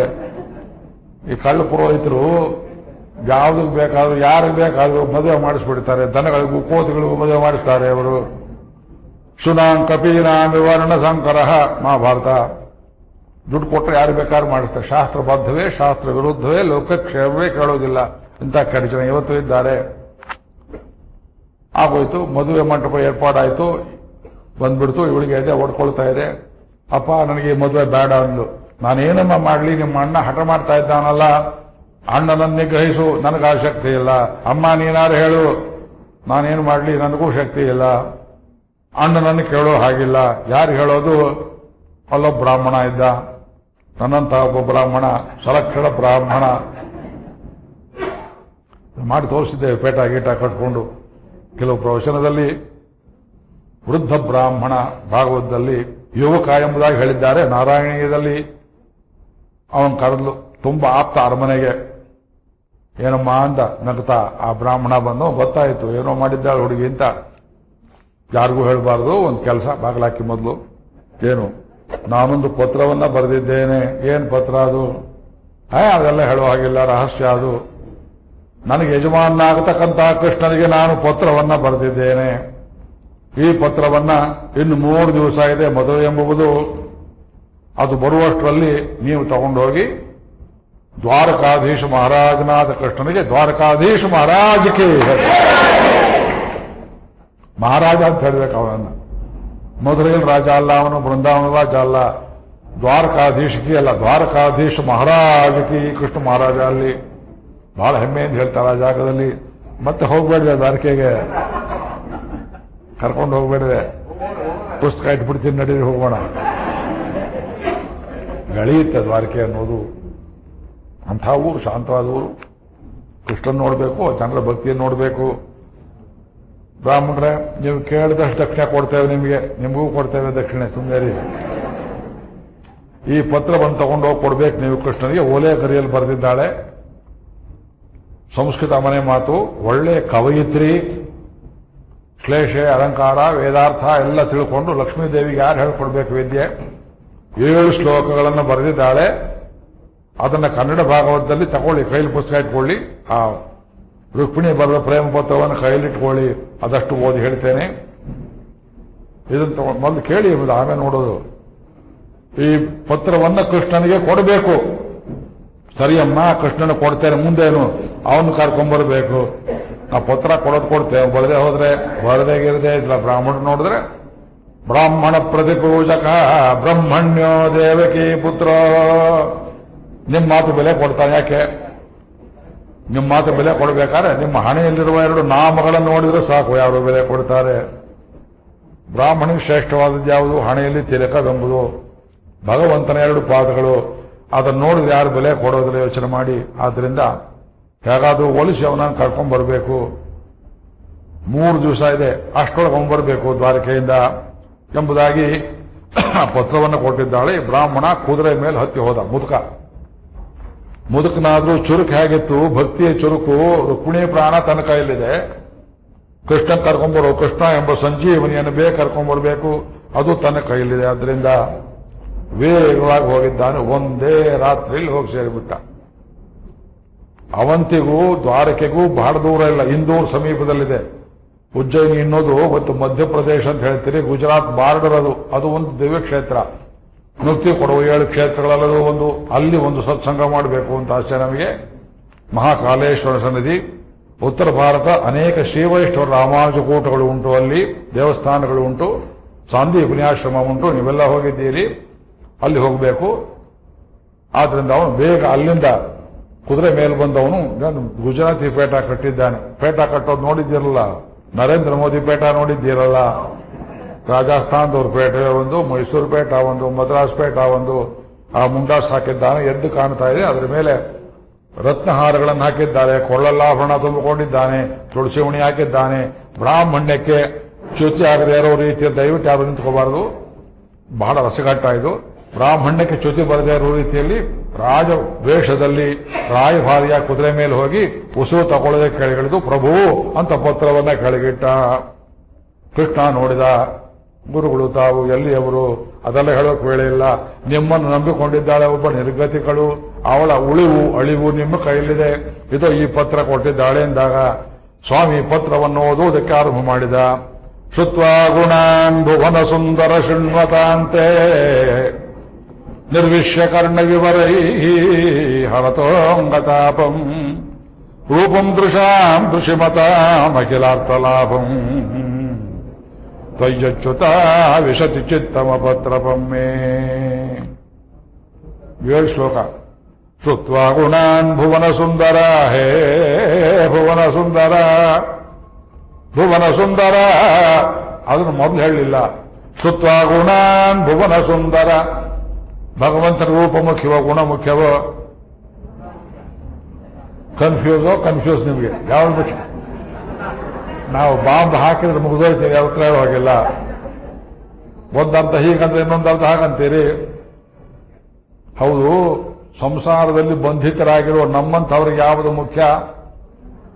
ರೂಪ ಅಲ್ಲ, ಯಾಕೆ ಕಾಣಿಸೋದಿಲ್ಲ. ಅದು ಅರ್ಚಾಮೂರ್ತಿ ರೂಪದಲ್ಲಿ ಕಾಣಿಸ್ಬೇಕು, ಚಿತ್ರಪಟದಲ್ಲಿ ಕಾಣಿಸ್ಬೇಕು, ಸಾರ್ಗಾಮೂರ್ತಿಯಲ್ಲಿ ಕಾಣಿಸ್ಬೇಕು. ಈ ಕಣ್ಣು ಮುಚ್ಚಿಕೊಂಡ್ರೆ ಹೃದಯ ಕಣ್ಣಿಂದ ನೋಡಿದ್ರೆ ಮಾತ್ರ ಅವನು ಕಾಣಿಸಬಹುದು. ಆದ್ರಿಂದ ಅವನಿಗೆ ನಮಗೆ ಲಿಂಕ್ ಕೊಡುವುದು ಯಾವುದು? ಗುಣವೆಂಬ ಸಂಬಂಧ. ಗುಣವೇ ನಮಗೆ ಆಧಾರ. ನಾಮರೂಪ ಮೂಲಕೂ ನಿತ್ಯ ಜಯ ಮಂಗಳಂ. ನಾಮ ಎಂಬುದು ಭಗವಂತನ ಶ್ರೀನಾಮ. ನಮಗೆ ಅವನಿಗೆ ಲಿಂಕ್ ಹಚ್ಚುತ್ತಂತೆ ಭಗವಂತನ ಶ್ರೀನಾಮ. ಶ್ರುತ್ವಾ ಗುಣಾನ್ ಭುವನ ಸುಂದರ ಶೃಣ್ವತಾಂತೆ. ಕೃಷ್ಣ ಕೇಳ್ಕೊಳ್ತಾನೆ, ಈ ಪದ್ಯ ಓದುವಾಗ, ಶ್ಲೋಕ ಓದುವಾಗ ರುಕ್ಮಿಣಿ ಭಾವವನ್ನು ಹೇಳಬೇಕು, ಕೃಷ್ಣ ಭಾವವನ್ನು ಹೇಳಬೇಕು, ಎರಡನ್ನು ಹೇಳುವ ಸ್ಥಿತಿ ನಮಗೆ. ಯಾಕೆ ನಾನೀಗ ಗುಜರಾತಿ ಬ್ರಾಹ್ಮಣ. ಶ್ರುತ್ವಾ ಗುಣಾನ್ ಭುವನ ಸುಂದರ ಶೃಣ್ವತಾಂತೆ. ಕೃಷ್ಣ ಹುಬ್ಬ ಹಾರಿಸ್ತಾ, ಎಲೆ ಎಲೆ ನನಗೆ ಪತ್ರ ಬರೆದಿದ್ದೀಯೆ, ನನ್ನ ಗುಣ ಯಾರೇ ಹೇಳಿದ್ರು ರುಕ್ಮಿಣಿ. ಶ್ರುತ್ವಾ ಗುಣಾನ್ ಶ್ರವಣ ಭಕ್ತಿ. ನಿಮಗೆ ನಮಗೆಲ್ಲ ಉಂಟಾಗಿರೋದು ಯಾವುದು? ಶ್ರವಣ ಭಕ್ತಿ. ಶ್ರವಣ ಶ್ರವಣ ಶ್ರವಣ. ಒಂದು ಪ್ರಶ್ನೆ ಕೇಳ್ತೇನೆ, ಇದು 7ನೇ ದಿವಸ. 7 ಪ್ರವಚನಗಳಲ್ಲಿ ನೀನು ಕೃಷ್ಣನನ್ನು ನೋಡಿಲ್ಲವೇ? ನೋಡಿಲ್ಲ. ಮೊದಲ ದಿವಸ ಪ್ರತಿಜ್ಞೆ ಮಾಡಿದ್ದು ಕೃಷ್ಣನ್ ತೋರಿಸ್ತೇನೆ ಎಂಬುದಾಗಿ. ಕೃಷ್ಣನನ್ನು ತೋರಿಸಿದ್ದೇನೆ, ನಿಮ್ಮ ಹೃದಯದಲ್ಲಿ ತೋರಿಸಿದ್ದೇನೆ. ಹಾಗೆ ಶ್ರುತ್ವ ಶ್ರವಣ ಪಾಕ, ಕಿವಿಯಲ್ಲಿ ಕೇಳಿ ಕೇಳಿ ಶ್ರುತ್ವ ಗುಣ ಭುವನ ಸುಂದರ. ಭುವನದಲ್ಲಿ ಏಕ ಸುಂದರ, ಇನ್ನಂತ ಸೌಂದರ್ಯ ಯಾರೂ ಇಲ್ಲ. ಶೃಣ್ವತ ಅಂತ ಯಾರೇ ಹೇಳಿದ್ರು ನಿನಗೆ ಅಂತ. ಶೃಣ್ವತ ಅಂತೆ, ನಿನ್ನ ಗುಣವನ್ನು ಯಾರು ಕೇಳಿದ್ರು ಅವ್ರ ಬಾಯಲ್ಲಿ ನಾನು ಕೇಳಿದ್ದೇನೆ. ಇದು ಸೆಕೆಂಡ್ ಹ್ಯಾಂಡ್ ಇರ್ಬೋದು, ಥರ್ಡ್ ಹ್ಯಾಂಡ್ ಇರ್ಬೋದು, ನಾನು ಎಷ್ಟನೇ ಹ್ಯಾಂಡ್ ನೋಡ್ಕೊಳ್ಳಿ. ವ್ಯಾಸರಾದ ಮೇಲೆ, ಶುಕಾಚಾರ್ಯರಾದ ಮೇಲೆ, ಅನೇಕ ಪುರಾಣ ಪ್ರವಚನಕಾರರಲ್ಲಾದ ಮೇಲೆ ಶ್ರುತ್ವಾ ಗುಣಾನ್ ಭುವನ ಸುಂದರ ಶೃಣ್ವತ ಅಂತೆ. ನಿರ್ವಿಶ್ಯ ಕರ್ಣ ವಿವರೈ. ಕಿವಿ ತೆರೆದು ಕೇಳಿದ್ದೇನೆ, ಒಂದು ಅಕ್ಷರ ಬಿಡದೆ ಕೇಳಿದ್ದೇನೆ ನಿನ್ನ ಗುಣವನ್ನ. ಹರತೋಂಗತಾಪಂ. ನನ್ನ ಮನಸ್ಸಿನಲ್ಲಿ ಮನ್ಮಥ ತುಂಬಾ ಕಾಡಿಸ್ತಾ ಇದ್ದ. ನಿನ್ನ ಬಗ್ಗೆ ತುಂಬಾ ನಾನು ಪ್ರೇಮ ಮಾಡ್ತಾ ಇದ್ದೆ. ನಿನ್ನ ಗುಣಗಳನ್ನು ಕೇಳಿದ ಮೇಲೆ ಸ್ವಲ್ಪ ತಾಪ ಕಳೆಯಿತು. ಹರತೋಂಗತಾಪಂ ರೂಪಂ ದೃಶಾಂ ದೃಶಿಮತಾಂ ಅಖಿಲಾರ್ಥಲಾಭಂ. ಕೃಷ್ಣ ಕೇಳಿದ, ಬೇಡಿಕೆ ಬಂಡಲಾರ ಪೆರುಮಾಳ್, ಏನ್ ನನ್ನ ಗುಣವನ್ನೇ ಮಾತ್ರ ಕೇಳಿ ಸಂತೋಷಪಟ್ಟಿಯೋ? ಹಾಗಿದ್ರೆ ನನ್ನ ರೂಪ ಕಪ್ಪಾಗಿದೆ ಅಂತ ಗೊತ್ತಿಲ್ವೋ ನಿನಗೆ? ಕಪ್ಪು ಅಂತ ತಿಳಿದು ಪ್ರೇಮಿಸ್ತಾ ಇದ್ದೀಯೋ? ಬುದ್ಧಿ ಇದ್ದ ಹುಡುಗಿ, ಕಪ್ಪರನ್ನು ಯಾರು ಮದುವೆ ಮಾಡ್ಕೊಳ್ತಾರೆ, ಕರಿಯನ್ನು ಯಾರು ಮದುವೆ ಮಾಡ್ಕೊಳ್ತಾರೆ ಕೇಳಿದ್ರೆ ರೂಪಂ ದೃಶಾಂ ದೃಶ್ಯಮತ ಅಖಿಲಾರ್ಥ ಲಾಭಂ. ದೃಶ್ಯಮತ ಕಣ್ಣಿದ್ದವರಿಗೆ ಅಖಿಲಾರ್ಥ ಲಾಭ, ಸಕಲ ಪುರುಷಾರ್ಥ ಲಾಭ. ಸ್ವಾಮಿ ಕೃಷ್ಣ, ನಿನ್ನ ಬಣ್ಣವನ್ನು ನೋಡಿದವರು, ನಿನ್ನ ರೂಪವನ್ನು ಕಂಡವರು ಜನ್ಮ ಸಾರ್ಥಕವಾಯಿತು ಅಂತ ಭಾವನೆ ಮಾಡತಕ್ಕಂಥದ್ದು ಈ ರೂಪ ನಿನ್ನದು. ನಿನ್ನ ರೂಪ ಇಲ್ಲ ಅಂತ ಹೇಳಲಿಲ್ಲ, ರೂಪ ತುಂಬಾ ಚೆನ್ನಾಗಿದೆ. ಆ ರೂಪದ ಬಗೆಗೆ ಕೇಳಿದ್ದೇನೆ. ಕೇಳಿದ್ದು ಬರೀ ಕುಣಿದು ಮಾತ್ರ ಅಲ್ಲ. ತ್ವಯ್ಯಚ್ಯುತ ವಿಶತಿ ಚಿತ್ತವ ಪತ್ರಮೊಮ್ಮೆ. ಆಯ್ತಮ್ಮ, ರೂಪ ಕೃಷ್ಣ ಕಡೆ ಅಂತ ಹೇಳಬೇಕಲ್ಲ ಕಾಮೆಂಟ್ರಿ. ಈ ಕಡೆಯಿಂದ ಒಂದು ಕಾಮೆಂಟ್ರಿ, ಆ ಕಡೆಯಿಂದ ಒಂದು ಕಾಮೆಂಟ್ರಿ. ನನ್ನ ರೂಪ ಕೇಳಿದೆ, ನನ್ನ ಗುಣವನ್ನು ಕೇಳಿದೆ, ಬಹಳ ಸಂತೋಷ. ಇಪ್ಪ ಎನ್ನ ಆಹವೇಂಡು ಉನಕ್ಕೆ, ನಿನಗೇನಾಗಬೇಕು ನನ್ನಿಂದ? ಅಪಣೆ ಆಗಲಿ. ಕಾಲ ಮೇಲೆ ಕಾಲ ಹಾಕೊಂಡ ಎಲೆ ಅಡಿಕೆ ಆಗ್ತಾ ಇದ್ದಾನೆ ಕೃಷ್ಣ. ಹೌದು, ಏನಾಗ್ಬೇಕು ನಿನಗೆ? ಕೃಷ್ಣ, ನನಗೆ ತುಂಬಾ ನಾಚಿಕೆ ಆಗ್ತಾ ಇದೆ, ಒಬ್ಬ ವಕ್ಕಮಾಯಕ್ಕೆ. ತೈ ಅಚ್ಯುತ ವಿಶತಿ ಚಿತ್ತಂ ಅಪತ್ರಪಮ್ಮೆ. ಬರೀತಾ ಇರೋದು ಪತ್ರ, ಅಪತ್ರಪಮ್ಮೆ. ತ್ರಪ ಅಂದ್ರೆ ನಾಚಿಕೆ. ನಿನ್ನಲ್ಲಿ ನನಗೆ ನಾಚಿಕೆ ಹೋಗಿದೆ, ನಾನು ನಾಚಿಕೆ ಕಟ್ಟಿದ್ದೇನೆ ಕೃಷ್ಣ. ನನ್ನ ಹೃದಯವನ್ನು ಬೆಚ್ಚಿ ಹೇಳುವುದರಲ್ಲಿ ಯಾವುದೂ ಸಂಕೋಚವಿಲ್ಲ. ತೈ ಅಚ್ಯುತ ಆವಿಶತಿ ಚಿತ್ತಮ ಪತ್ರಪಮ್ಮೆ. ನನ್ನ ಮನಸ್ಸು ನಿನ್ನಲ್ಲಿ ನೆಲೆಗೊಂಡಿದೆ ಸ್ವಾಮಿ, ಇದನ್ನು ಹೇಳುವುದು ನನಗೆ ನಾಚಿಕೆ ಇಲ್ಲ. ಯಾವುದೇ ಹುಡುಗಿ ನಾಚಿಕೆ ಇದ್ದವಳು ಒಬ್ಬ ಹುಡುಗ ನನ್ನ ಪ್ರೀತಿ ಮಾಡಿದ್ರೆ ಪ್ರೀತಿ ಮಾಡಿದ್ದೇನೆ ಅಂತ ಬಾಯಿ ಬಿಟ್ಟು ಹೇಳುವುದಕ್ಕೆ ಒಂದು ಕಾಲದಲ್ಲಿ ನಾಚಿಕೆ ಪಡ್ತಾ ಇದ್ಲು. ಈಗ ಹಾಗಿಲ್ಲ. ಕಾತ್ವ ಮುಕುಂದ ಮಹತಿ ಕುಲಶೀಲರೂಪ ವಿದ್ಯಾ ವಯೋ ದ್ರವಿಣ ಧಾಮಭಿ ಆತ್ಮತುಲ್ಯಂ ಧೀರಾಪತಿಂ ಕುಲವತೀ ನವೃಣೀತ ಕನ್ಯಾ ಕಾಲೇ ನೃಸಿಂಹನವದು ಕಮನೋ ವಿರಾಮಂ. ಕಾತ್ವಾ ಮುಕುಂದ, ಈ ಶ್ಲೋಕಕ್ಕೆ ಸಮ್ಮತಿ. ಇದ್ರ ಮೇಲೆ ಒಂದು ಗ್ರಂಥ ಬರೀಬೇಕು, ಒಂದು 50 ಪೇಜಿಂದು. ಕೃಷ್ಣ ಕೇಳ್ತಾನೆ ಮನಸ್ಸಲ್ಲಿಯೇ, ನಿನಗೇನೋ ನಾಚಿಕೆ ಇಲ್ಲ ಅಂದುಬಿಟ್ಟೆ, ನನ್ನ ರೂಪದಲ್ಲಿ ಗುಣದಲ್ಲಿ ನಿನಗೆ ಈಡುಪಾಡು, ரொம்ப சந்தோஷம். என்னைய மணக்க வேண்டும் ஆசை உண்டாயிருக்குன்னு சொல்லிட்டே ரொம்ப சந்தோஷம். உனக்கு என்ன ಯೋಗ್ಯತೆ ಇருக்கு? ನಮ್ಮ ತಾಯಿ ತಂದೆ ನನ್ನ ಹೇಗೆ ಬಡಿಸಿದ್ರು ಗೊತ್ತೇ? ಎಷ್ಟೊಂದು ಬೆಣ್ಣೆ ತಿಂದಿದ್ದೇನು ಗೊತ್ತೇ? ಎಂತೆಂತ ಅವನ್ನೆಲ್ಲ ಕೊಂದು ಹಾಕಿದ್ದೇನೆ ಗೊತ್ತೇ? ಎಷ್ಟು ಜನ ಪ್ರೀತಿ ಮಾಡಿದ್ದಾರೆ ನನ್ನನ್ನು ಗೊತ್ತೇ? ಕ್ಯೂನಲ್ಲಿ ನೀನೆಷ್ಟೇ ಅವಳು ಗೊತ್ತೇ?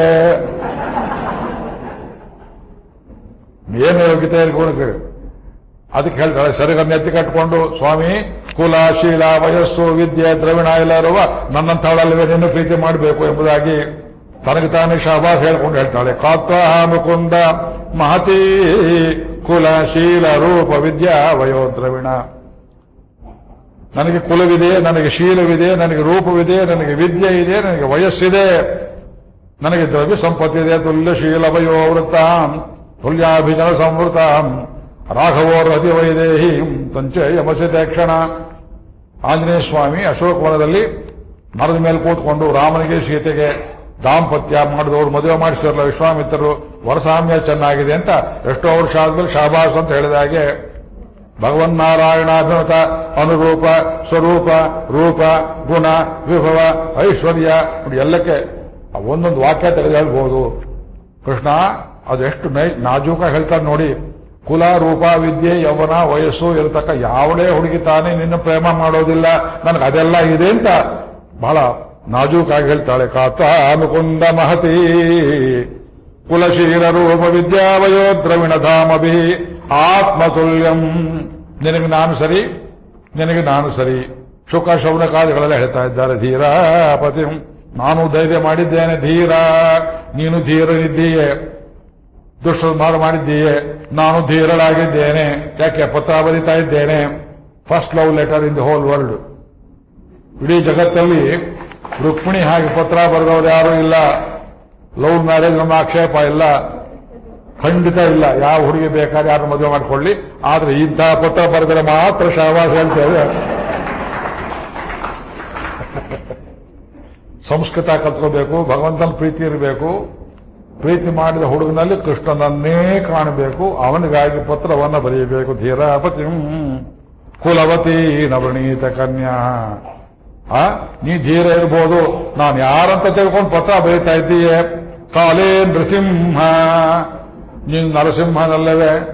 ನೀನು ಕಂಬದಿಂದ ಬರಲಿಲ್ಲವೇ ಒಬ್ಬ ಪ್ರಹ್ಲಾದನಿಗೋಸ್ಕರವಾಗಿ? ಈಗ ನಾನು ಆಪತ್ತಲ್ಲಿದ್ದೇನೆ, ಅವನು ಗಂಡು ಪ್ರಹ್ಲಾದ ಅಂತ. ನಾನು ಹೆಣ್ಣು ಅಂತ ವ್ಯತ್ಯಾಸ ತೋರಿಸ್ಬೇಡ. ನೃಸಿಂಹನಾಗಿದ್ದೀಯೇ, ಅವತ್ತು ಕಂಬದಲ್ಲಿ ಬಂದೆ, ಇವತ್ತು ಕಂಬದಿಂದ ಬರಬೇಡ, ದ್ವಾರಕೆಯಿಂದ ಬಂದ್ರೆ ಸಾಕು. ಕಾಲೇ ನೃಸಿಂಹ ನರಲೋಕಮನೋ ವಿರಾಮಂ ತನ್ಮೇ ಭವಾನ್ ಖಲು ವೃತಃ ಅಪತಿರಂಗಜಾಯ ಆತ್ಮ ಅರ್ಪಿತಶ್ಚ ಭವತೋ ತ್ರ ವಿಭೋ ವಿಧೇಹಿ. ತನ್ಮೇ ಭವಾನ್, ತನ್ಮೇ ತಸ್ಮಾತ್, ಆದ್ದರಿಂದ ಅಂದು ನಿನಗೂ ನನಗೂ ಸಾಮ್ಯ ಚೆನ್ನಾಗಿದೆ, ಎಲ್ಲ ಬಂದವರು ಹೋದವರೆಲ್ಲ ಹೇಳಿದ್ದಾರೆ. There is no question of your refuting me, there is no question of my marrying somebody else. ನಾ ಬೇರೆಯವ್ರ ಮದುವೆ ಆಗುವಾಗಿಲ್ಲ, ನೀನು ಬೇರೆಯವ್ರ ಮದುವೆ ಆಗೋದು ನಾ ಬಿಡೋದಿಲ್ಲ. ಮೊದಲು ನಾನೇ ಬರಬೇಕು, ಆಮೇಲೆ ಸತ್ಯಭಾಮೆ, ಆಮೇಲೆ ಮತ್ತೊಬ್ಬಳು ಮಗದೊಬ್ಬಳು 16,000 ಕೋಟಿ ಓಡಿಸ್ತೀರ ಮದುವೆ ಆಗು. ಅದು I should be the first. ತೀರ್ಮಾನ ಆಗಿ ತನ್ಮೇ ಭವಾನ್ ವೃತಃ ಪತಿರ, ನಾನು ಒಪ್ಪಿಕೊಂಡ್ಬಿಟ್ಟಿದ್ದೇನೆ. ಜಾಯಾತ್ಮಾರ್ಪಿತಶ್ಚ, ಕೃಷ್ಣ ಕೇಳ್ತಾನೆ ತಲೆ ಚಚ್ಕೊಂಡು ಬ್ರಾಹ್ಮಣನ್ ನೋಡಿ. ಅವಳು ಪತ್ರ ಬರಲಯ್ಯ, ಅವಳನ್ನ ನನಗೆ ಒಪ್ಸೋದಕ್ಕೆ ಅವ್ರ ತಾಯಿಯ ತಂದೆ ಅಂತ ಬೇಡವೇನೆಯ? ಕನ್ಯಾ ಕೊಡೋರೊಬ್ರು ಬೇಕು, ಕನ್ಯಾ ದಾನ ಮಾಡೋರು ಬೇಕಲ್ಲ. ತಂದೆ ಸಹಿಯಲ್ಲಿದೆ, ಇಲ್ಲಿ ಮುನ್ಸಿಪಾಲಿಟಿಯವರು ಹೇಳ್ತಾರೆ ಅರ್ಜಿ ಸರಿ ಇಲ್ಲ, ರಿಜೆಕ್ಟ್ ಮಾಡಿಬಿಡ್ತಾರೆ. ತಾಯಿ ತಂದೆ ಒಪ್ಪಿಗೆ ಇಲ್ಲದೆ ಪತ್ರ ಇದು, ಅವ್ರು ರುಜು ಇಲ್ಲ. ಹಿಂದೆ ಬಂದು ನೋಡಿದ್ರೆ ಏನ್ ಮಾಡೋದು? ಅದಕ್ಕೆ ಹೇಳ್ತಾಳೆ ತಂದೆ ತಾಯಿ ಒಪ್ಪಿಗೆ ಇಲ್ಲ, ಅದರಿಂದ ಆತ್ಮಾರ್ಪಿತಶ್ಚ, ನಾನೇ ಅರ್ಪಣೆ ಮಾಡಿದ್ದೇನೆ, ನಾನೇ ನನ್ನನ್ನು ನಿನಗೆ ಕೊಟ್ಟು ಬಿಟ್ಟಿದ್ದೇನೆ, ಶರಣಾಗತಿ ಮಾಡಿದ್ದೇನೆ. ಅನನ್ಯ ಅಶ್ಚಿಂತೆಯಂತೋ ಮಾಂ, ನೋಡ್ಚೆ ಮಾಡ್ಕೊಳ್ಳಿ ಭಗವದ್ಗೀತಾ ವಾಕ್ಯಗಳು. ಆತ್ಮಾರ್ಪಿತಶ್ಚ ಭವತೋ ತ್ರ ವಿಭೋ ವಿಧೇಹಿ. ಬೇಡಮ್ಮ ನನಗಿಂತ ಕನ್ಯೆ, ಎಲ್ಲಾರು ಹೋಗು ಅಂತ ಹೇಳಿದ್ರೆ ಹಾಗ ನನ್ನ ಬೇಡ ಅಂತೀಯ? ಶಿಶುಪಾಲ ತಲೆ ಕಟ್ತೀಯ? ಶಿಶುಪಾಲ ಅಂದ್ರೆ ಯಾರು? ಅದು ಒಂದು ಕಳ್ಳ ನರಿ. ಅದು ದೇವರಿಗೆ ಅಂತ ಇಟ್ಟು ಮಾಲೆಯನ್ನ, ಕೆಂಪು ಮಾಲೆಯನ್ನ ಯಾವುದೋ ಒಂದು ನಾಯಿ ದೇವಸ್ಥಾನದಲ್ಲಿ ಬಂದು ಇದು ಮಾಂಸದಿಂದ ಮಾಡಿದ್ದು ಅಂತ ಕದ್ದುಕೊಂಡು ಹೋದ ಹಾಗೆ ನಿನಗೆ ಸೇರಬೇಕಾದ ನನ್ನನ್ನ ಶಿಶುಪಾಲ್ ಮಾಡೋದಕ್ಕೆ ನಿನಗೆ ಒಪ್ಪಿಗೆ ಇದೆಯೇ? ಮಾವೀರ ಭಾಕೆ ಅವಿಮರ್ಶತು ತಜ್ಜಾರಾತೆ ಗೋಮಾಯುವತೆ ಮೃಗಪತೆ ಬಲಿಮಂಬುಜಾಕ್ಷ ಪೂರ್ತೇಷ್ಟ ದತ್ತ ನಿಯಮಂ ವ್ರತ ದೇವ ವಿಪ್ರ ಕುರ್ವರ್ಚನಾದಿಭಿ ಅಲಂ ಭಗವಾನ್ ಪರೇಶ. ಕೃಷ್ಣ ಕೇಳಿದ, ಇದು ನೋಡಿ ಈ ಕಡೆ ಇದು ಫಜೀತಿ ಬರುತ್ತೆ, ಇದು ನಿಮ್ ತಂದೆ ತಾಯಿ ಒಪ್ಪಿಗೆ ಇಲ್ಲ, ನಿನಗೆ ಒಪ್ಪಿಗೆ ಇರಬಹುದು. ಒಂದು ಹಾರ್ಟ್ ಸಬ್ ರಿಜಿಸ್ಟ್ರಾರ್ ಕೂಡ ಇಲ್ಲ ಈ ಕಾಲದಲ್ಲಿ ರಿಜಿಸ್ಟರ್ ಮಾಡಿ ನೋಡೋಕೆ. ಎಲ್ಲಿ ಮಾಡಬೇಕು ಅಂದ್ರೆ ಇಲ್ಲ ಗುರುಗಳನ್ನು ಒಪ್ಪಿಸಿದ್ದೇನೆ, ಯಜ್ಞ ಮಾಡಿದ್ದೇನೆ, ದಾನ ಮಾಡಿದ್ದೇನೆ, ಹೋಮ ಮಾಡಿದ್ದೇನೆ. ಪಾಕೆಟ್ ಮನಿ ತಂದೆ ತಾಯಿ ಏನು ಕೊಡ್ತಿದ್ರು ಅದೆಲ್ಲದಲ್ಲಿ ಕೃಷ್ಣನೇ ಕಂಡಾಗಲಿ ಅಂತ ಕಂಡು ದೇವಸ್ಥಾನಕ್ಕೆಲ್ಲ ಹೋಗಿ ಬಹಳಷ್ಟು ವ್ರತ ಯಾತ್ರೆ ಮಾಡಿದ್ದೇನೆ. ಗುರು ಅರ್ಚನಾ ನೋಡಿ, ಪೂರ್ತ ಇಷ್ಟ ದತ್ತ ನಿಯಮ ವ್ರತ ದೇವ ವಿಪ್ರ ಗುರುವರ್ಚನಾದಿವಿ ಅಲಂ ಭಗವಾನ್ ಪರೇಶ ಆರಾಧಿತೋ ಯದಿ ಗದಾ ಗಜಯತ್ಯಪಾಣಿ. ಗದಾ ಗಜ, ಕೃಷ್ಣನಿಗೊಬ್ಬ ತಮ್ಮ ಹುಟ್ಟಿದ್ದ ದೇವಿಕೆಯಲ್ಲಿ, ಅವನಿಗೆ ಗದಾ ಎಂಬುದಾಗಿ ಹೆಸರು. ಹೇ ಗದಾ ಗಜ, ಭಗವಂತನ್ನೇ ಪೂಜೆ ಮಾಡಿದ್ದೇನೆ. ಗೃಹಾತುಮೆ ನ ದಮಘೋಷ ಸುತಾದಯೋನ್ಯೆ, ದಮಘೋಷನ ಮಗ ಈ ಶಿಶುಪಾಲ, ನನಗೆ ದಮಘೋಷನ ಮಗ ಬೇಡ, ನೀನೇ ಬೇಕು. ಆದ್ರೂ ಇವರೆಲ್ಲ ಹೆಬ್ಬೆಟ್ಟು ಹೊತ್ತಿದ್ದಾರೆ. ಯಾರು? ಗುರುಗಳು, ದೊಡ್ಡವರು, ಹಿರಿಯರು. ಇಲ್ಲೆಲ್ಲಿ ಪೂಜೆ ಮಾಡಿದ್ದೇನೆಲ್ಲ ದೇವಸ್ಥಾನದಲ್ಲಿ ಎಲ್ಲರೂ ಅಂಕಿತ ಹಾಕಿದ್ದಾರೆ. ತಂದೆ ತಾಯಿಗಳಿಗಿಂತ ಹೆಚ್ಚಾಗಿ ಗುರುಗಳೆಲ್ಲರೂ ಒಪ್ಪಿದ್ದಾರೆ, ನನಗೆ ಮದುವೆ ಆಗಬೇಕು ಅಂತ. ನನ್ನ ನೀನು ಕಾಡು ಪಾಲು ಮಾಡಬೇಡ.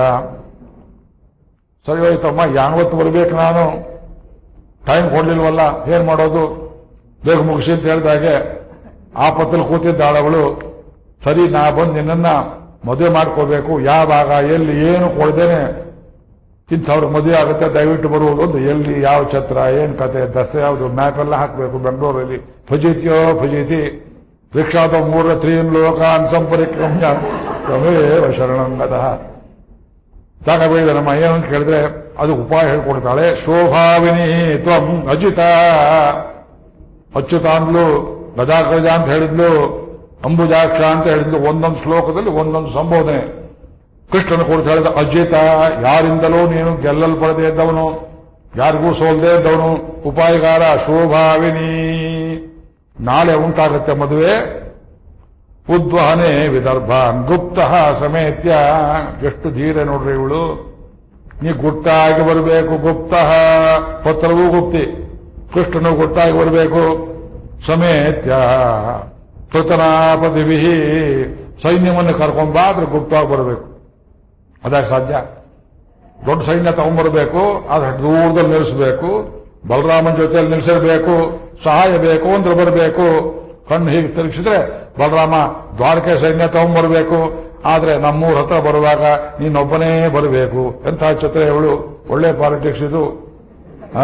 ಕೃಷ್ಣನಿಗೆ ಮದುವೆ ಗುರುತು ಹೇಳ್ಕೊಳ್ತಾಳೆ. ಶೋಭಾವಿನಿ ತ್ವಮುಜಿತೋದ್ವಾಹನೆ ವಿದರ್ಭಾನ್ ಗುಪ್ತ ಸಮೇತ್ಯ ಪುತನಾಭಿಪರೀತ ನಿರ್ಮತ್ಯ ಚೈದ್ಯ ಮಗದೇಂದ್ರ ಬಲಂ ಪ್ರಸಿದ್ಧ. ಚೈದ್ಯ ಮಗದೇಂದ್ರ ಬಲಂ ಕೊಟ್ಟಿದ್ದಾಳೆ. ನಮ್ಮೂರಲ್ಲಿ ಈಗಾಗಲೇ ಶಿಶುಪಾಲ ಬಂದು ಬೀಡುಬಿಟ್ಟಿದ್ದಾನೆ. ಅವನಿಗೆ ಬೆನ್ನಂತಿರುವಂತ ಆ ಮಗಧ ರಾಜ ಜರಾಸಂಧನು ಬಂದು ಬೀಡುಬಿಟ್ಟಿದ್ದಾನೆ.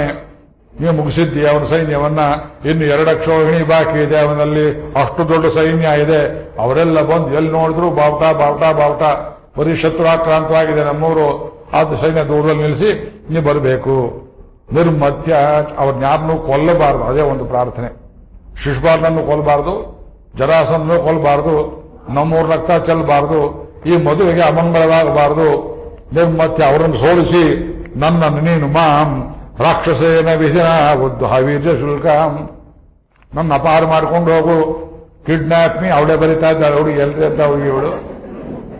ದಯವಿಟ್ಟು ನನ್ನ ಕಿಡ್ನಾಪ್ ಮಾಡುವುದು ತಾನೇ ಬರೆದಿದ್ದಾಳೆ. ರಾಕ್ಷಸೇನ ವಿಧಿನ. ಕೃಷ್ಣ ಕೇಳ್ತಾನೆ, ಇದೇ ಬ್ರಾಹ್ಮವೇ ಆರ್ಷ ಯಾವ ಕ್ರಮದಲ್ಲಿ ಮದುವೆ ಮಾಡಿದ್ರೆ ರಾಕ್ಷಸ ಅಂತ ಒಂದು ಹೇಳ್ತಾರಲ್ಲ, ನನ್ನ ಅಪಹಾರ ಮಾಡಿಕೊಂಡು ಹೋಗುವುದು ಅರ್ಜಿ ಹಾಕ್ತಾ ಇದ್ದಾಳೆ ಕೃಷ್ಣನಿಗೆ.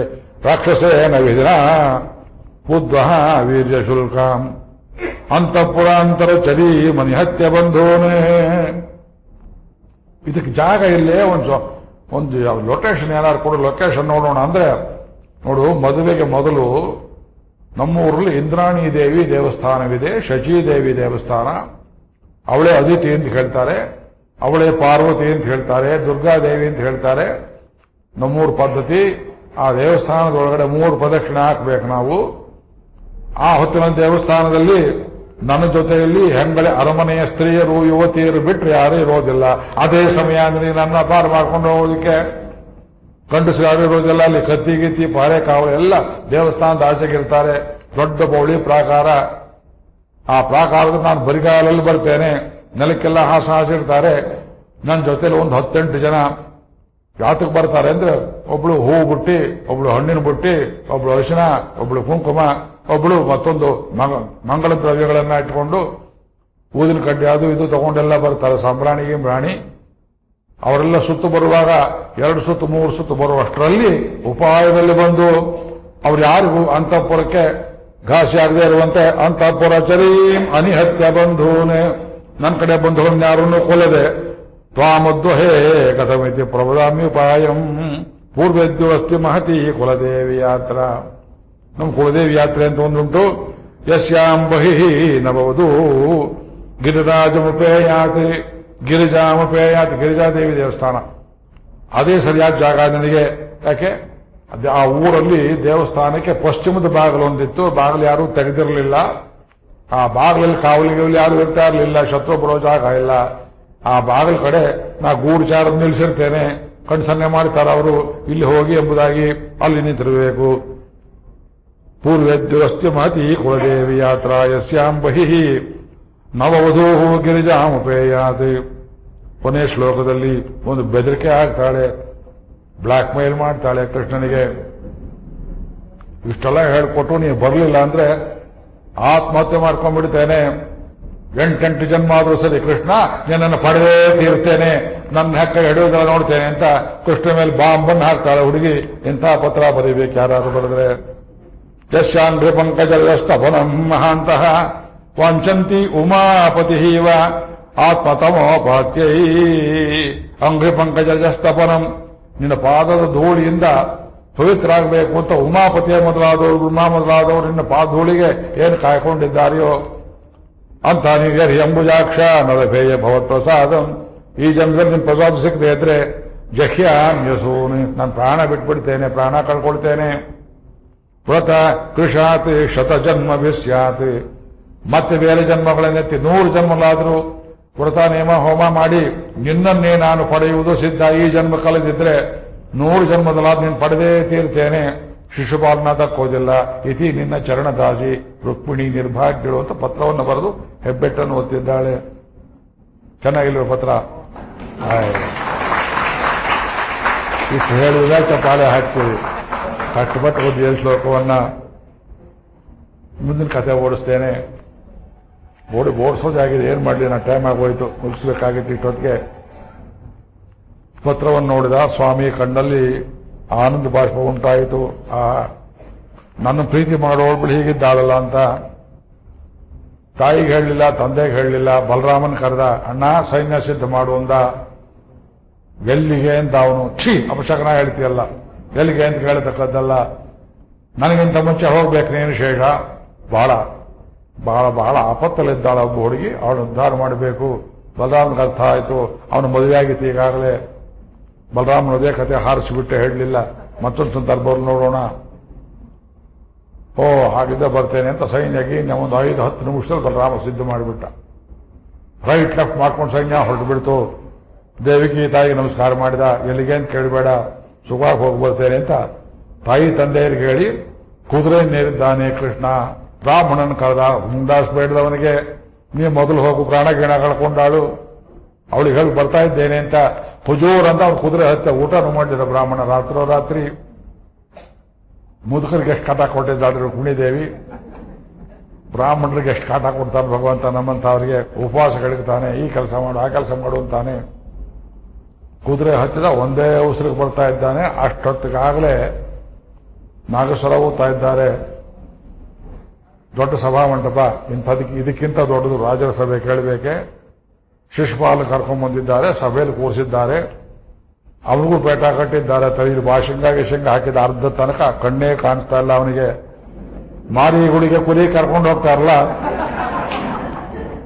ಗಿಲಾಲೆಲ್ಲ ಹಚ್ಚಿ ಚಂಡೆ ಗಿಂಡೆ ಎಲ್ಲ ಹಾಕಿದ್ದಾರೆ. ಡಮ ಡಮ ಡಮ ಆ ಚಂಡೆ ಒಂದು ಬಡಿಯಬೇಕು. ಆ ಕಡೆ ಜರಾಸಂಧ ನಿಂತಿದ್ದಾನೆ, ಈ ಕಡೆ ಮತ್ತೊಬ್ಬರು ಉಪ್ಪಿ ನಿಂತಿದ್ದಾನೆ, ಕತ್ತಿ ಹಿಡ್ಕೊಂಡಿದ್ದಾರೆ. ಲೋಕದ ರಾಜರಿಗೆಲ್ಲ ಆಹ್ವಾನ ಹೋಗಿದೆ, ಕೃಷ್ಣನಿಗೆ ಮಾತ್ರ ಹೋಗಿಲ್ಲ. ಕಳ್ಳ ಕರೆಯೋದುಂಟು ಯಾರು ಅವನ್ನ ಅವಂತರ ಮಾಡ್ತಾನೆ ಅಂತ ಗೊತ್ತು. ರುಕ್ಮಿಣಿಗೆ ಇಷ್ಟ ಇಲ್ಲ ಅಂತ ಗೊತ್ತು. ಬಲಾತ್ಕಾರ ಮದುವೆ. ರಾಜರೆಲ್ಲ ಬಂದಿದ್ದಾರೆ. ಶಿಶುಪಾಲ್ ಮದುವೆ ನೋಡಬೇಕು ಅಂತ ಇವನು ಮೀಸೆ ತಿರುಗ್ತಾ ಇದ್ದಾನೆ. ಆಗೋಯ್ದು, ಏನ್ ಕೃಷ್ಣ ಮಾಡ್ಕೋತಾನೆ ನೋಡ್ತೀನಿ ಅಂತ. ಕಂಸನ್ ಕೊಂತ ದೊಡ್ಡದಲ್ಲ, ಎಲ್ಲಿ ನನ್ನ ಮದುವೆ ತಡೀಲಿ ನೋಡೋಣ ಅಂತ ಜಂಬ ಕೊಚ್ಕೊತಾ ಇದ್ದಾರೆ. ಅರಮನೆ ಸುತ್ತ ಬೇಕಾದ ಕಾವಲು ಹಾಕಿದ್ದಾರೆ. ಎಲ್ಲ ಕತ್ತಿ ಹೇಳ್ಕೊಂಡು ಕುದುರೆ ಮೇಲೆ ನಿಂತಿದ್ದಾರೆ, ಆನೆ ಮೇಲೆ ನಿಂತಿದ್ದಾರೆ. ಮೆಲ್ಲಿಗೆ ಕೃಷ್ಣ ಆ ಕಡೆಯಿಂದ ಬರ್ತಾ ಇದ್ದಾನೆ. ಇವಳು ದೇವಸ್ಥಾನಕ್ಕೆ ಹೋಗಬೇಕು. ಒಂದು ಹೆಜ್ಜೆ ಇಡ್ತಾಳೆ, ಈ ಕಡೆ ನೋಡ್ತಾಳೆ, ಆ ಕಡೆ ನೋಡ್ತಾಳೆ. ಅವರು ಬರಲಿಯೇ, ಅವರು ಎಪ್ಪ ಬರುವಾರೋ ಬರ್ಲಿಲ್ವಲ್ಲ. ಆ ಚಿತ್ರ ಬರೀಬೇಕು. ನೋಡ್ತಾಳೆ, ಸಖಿಯರೆಲ್ಲ ಗುಟ್ಟು ಸಮಾಧಾನ ಮಾಡ್ತಾ ಇದ್ದಾರೆ. அப்படியே ಮೆಲ್ಲ ಪೋ. 3 ಸುತ್ತು ಬರಬೇಕಲ್ಲ, ಆದಷ್ಟು ನಿಧಾನವಾಗಿ. ಹುಡುಗರಿಗೆ ಹೇಳೋದುಂಟು, 10 ಎಣಿಸೋದ್ರಲ್ಲಿ ಹಾಲು ಕುಡಿದ್ರೆ ಸರಿ, ಇದ್ದದ್ದು ನೋಡು ಅಂತ 1 2 3 ಹೇಳ್ಕೊಂಡು ಕೂತಿದ್ದ ಹುಡುಗ ಕಟ್ಬಿಟ್ಟ. 8 ಆಯ್ತು, 9 ಆಯ್ತು, 10 ಬರ್ಬೇಕಲ್ಲ. 9, 9.1, 9.2, 9.3, ಆಮೇಲೆ 0.001, ಅದು 10 ಹೇಳೋಕೆ ಇಷ್ಟ ಇಲ್ಲ. ಇವಳಿಗೆ ಹೆಜ್ಜೆ ಹಾಕೋದಕ್ಕೆ ಇಷ್ಟ ಇಲ್ಲ. ನಿಧಾನವಾಗಿ ಹೋಗ್ಬೇಕು. ಈಗ ನೋಡ್ತಾಳೆ, ಹಾಗೆ ನೋಡ್ತಾಳೆ. 2 ಸುತ್ತು ಆಗೋಯ್ತು. 3ನೇ ಸುತ್ತು ಬರಲಿಲ್ಲ ಅಂತ ನಿರಾಶೆ ಆಯಿತು. ಎಡಗಡೆ ಭುಜ ಅದರಿತು, ಎಡಗಡೆ ಕಣ್ಣು ಅದರಿತು, ಎಡಗಡೆ ತೊಡೆ ಅದರಿತು. ತುಳಸಿ ವಾಸನೆ ಬಂದಿತು.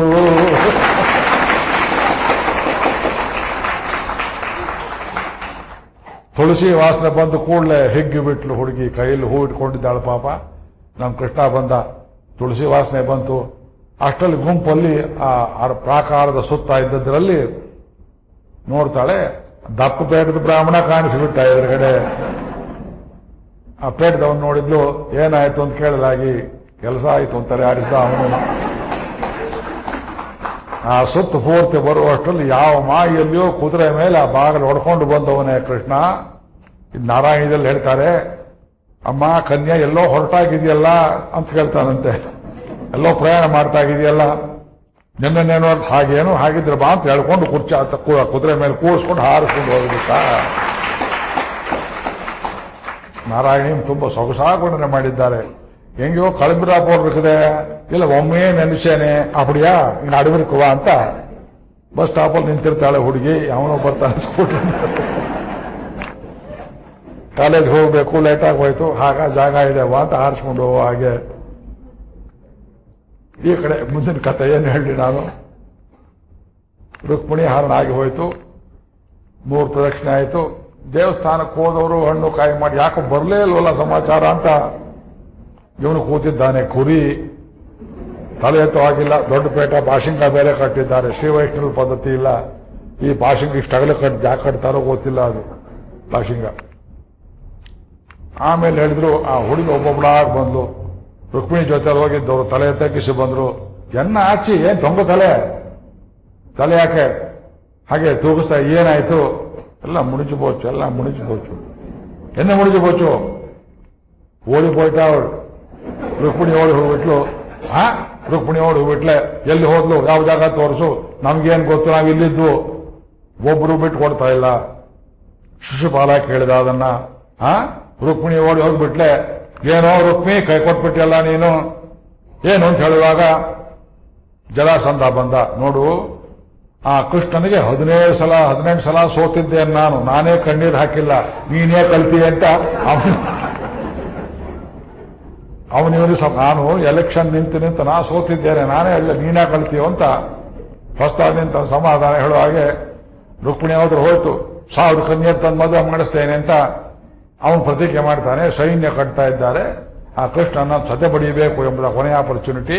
ರುಕ್ಮಿ ಕತ್ತಿ ಬಿಚ್ಚಿದ, ಪ್ರತಿಜ್ಞೆ ಮಾಡಿದ. ಕೃಷ್ಣನನ್ನು ಕೊಂದಲ್ಲದೆ ಊರಿಗೆ ಬರೋದಿಲ್ಲ, ಅಲ್ಲಿ ತನಕ ಹೀಗೆ ಕೂತಿರು ಅಂತ ಹೇಳ್ದ. ಈಗ ನಿನ್ ಮಾತು ಕೇಳ್ಕೊ ಅಂತ ಶಿಶುಪಾಲ ಆ ಕಡೆ ಹೋದ. ವಾಪಸ್ ಬಂದ್ರೆ ಬಲರಾಮನ ಕೃಷ್ಣ ಹೇಳ್ದ, ನೀನು ಅವ್ರನ್ನ ನೋಡ್ಕೋ, ಒಂದ್ ಕೈ ನೋಡ್ಕೋ, ನಾವು ಊರ್ಲಕ್ಕೆ ಹೋಗ್ತೇನೆ ಅಂತ. ಮಾಧವಪುರ ಅಂತ ಒಂದು ಊರು ಕೇಳಿದ್ದೀರಾ? ನಾವು ಹೋಗಿದ್ದೆ ಕೃಷ್ಣನಿಗೆ ರುಕ್ಮಿಣಿ ಮದುವೆ ಆದ ಜಾಗ ಮಾಧವಪುರ. ಬರ್ಲಿಲ್ಲೇನಪ್ಪ ನೀವು? ಯಾರು ಶ್ರೀಧರ ಬಂದಿರಲಿಲ್ಲ ನಮ್ಮ ಜೊತೆಗೆ? ಈಗ ಸಣ್ಣ ಗುಡಿಯಲ್ಲಿ ಲಕ್ಷ್ಮೀದೇವಿ ಗುಡಿ, ಅಲ್ಲಿ ನಾವು ಕಟ್ಕೊಂಡು ಹೋಗಿದ್ದ ಅನ್ನ ಆಹಾರವೆಲ್ಲ ಊಟ ಮಾಡಿದ್ವು. ರುಕ್ಮಿಣಿ ದೇವಿಗೆ ಕೃಷ್ಣನ ಜೊತೆ ಮದುವೆ ಆದ ಜಾಗ. ದ್ವಾರಕೆಯಲ್ಲಿ ಮದುವೆ ಆಗಲಿಲ್ಲ.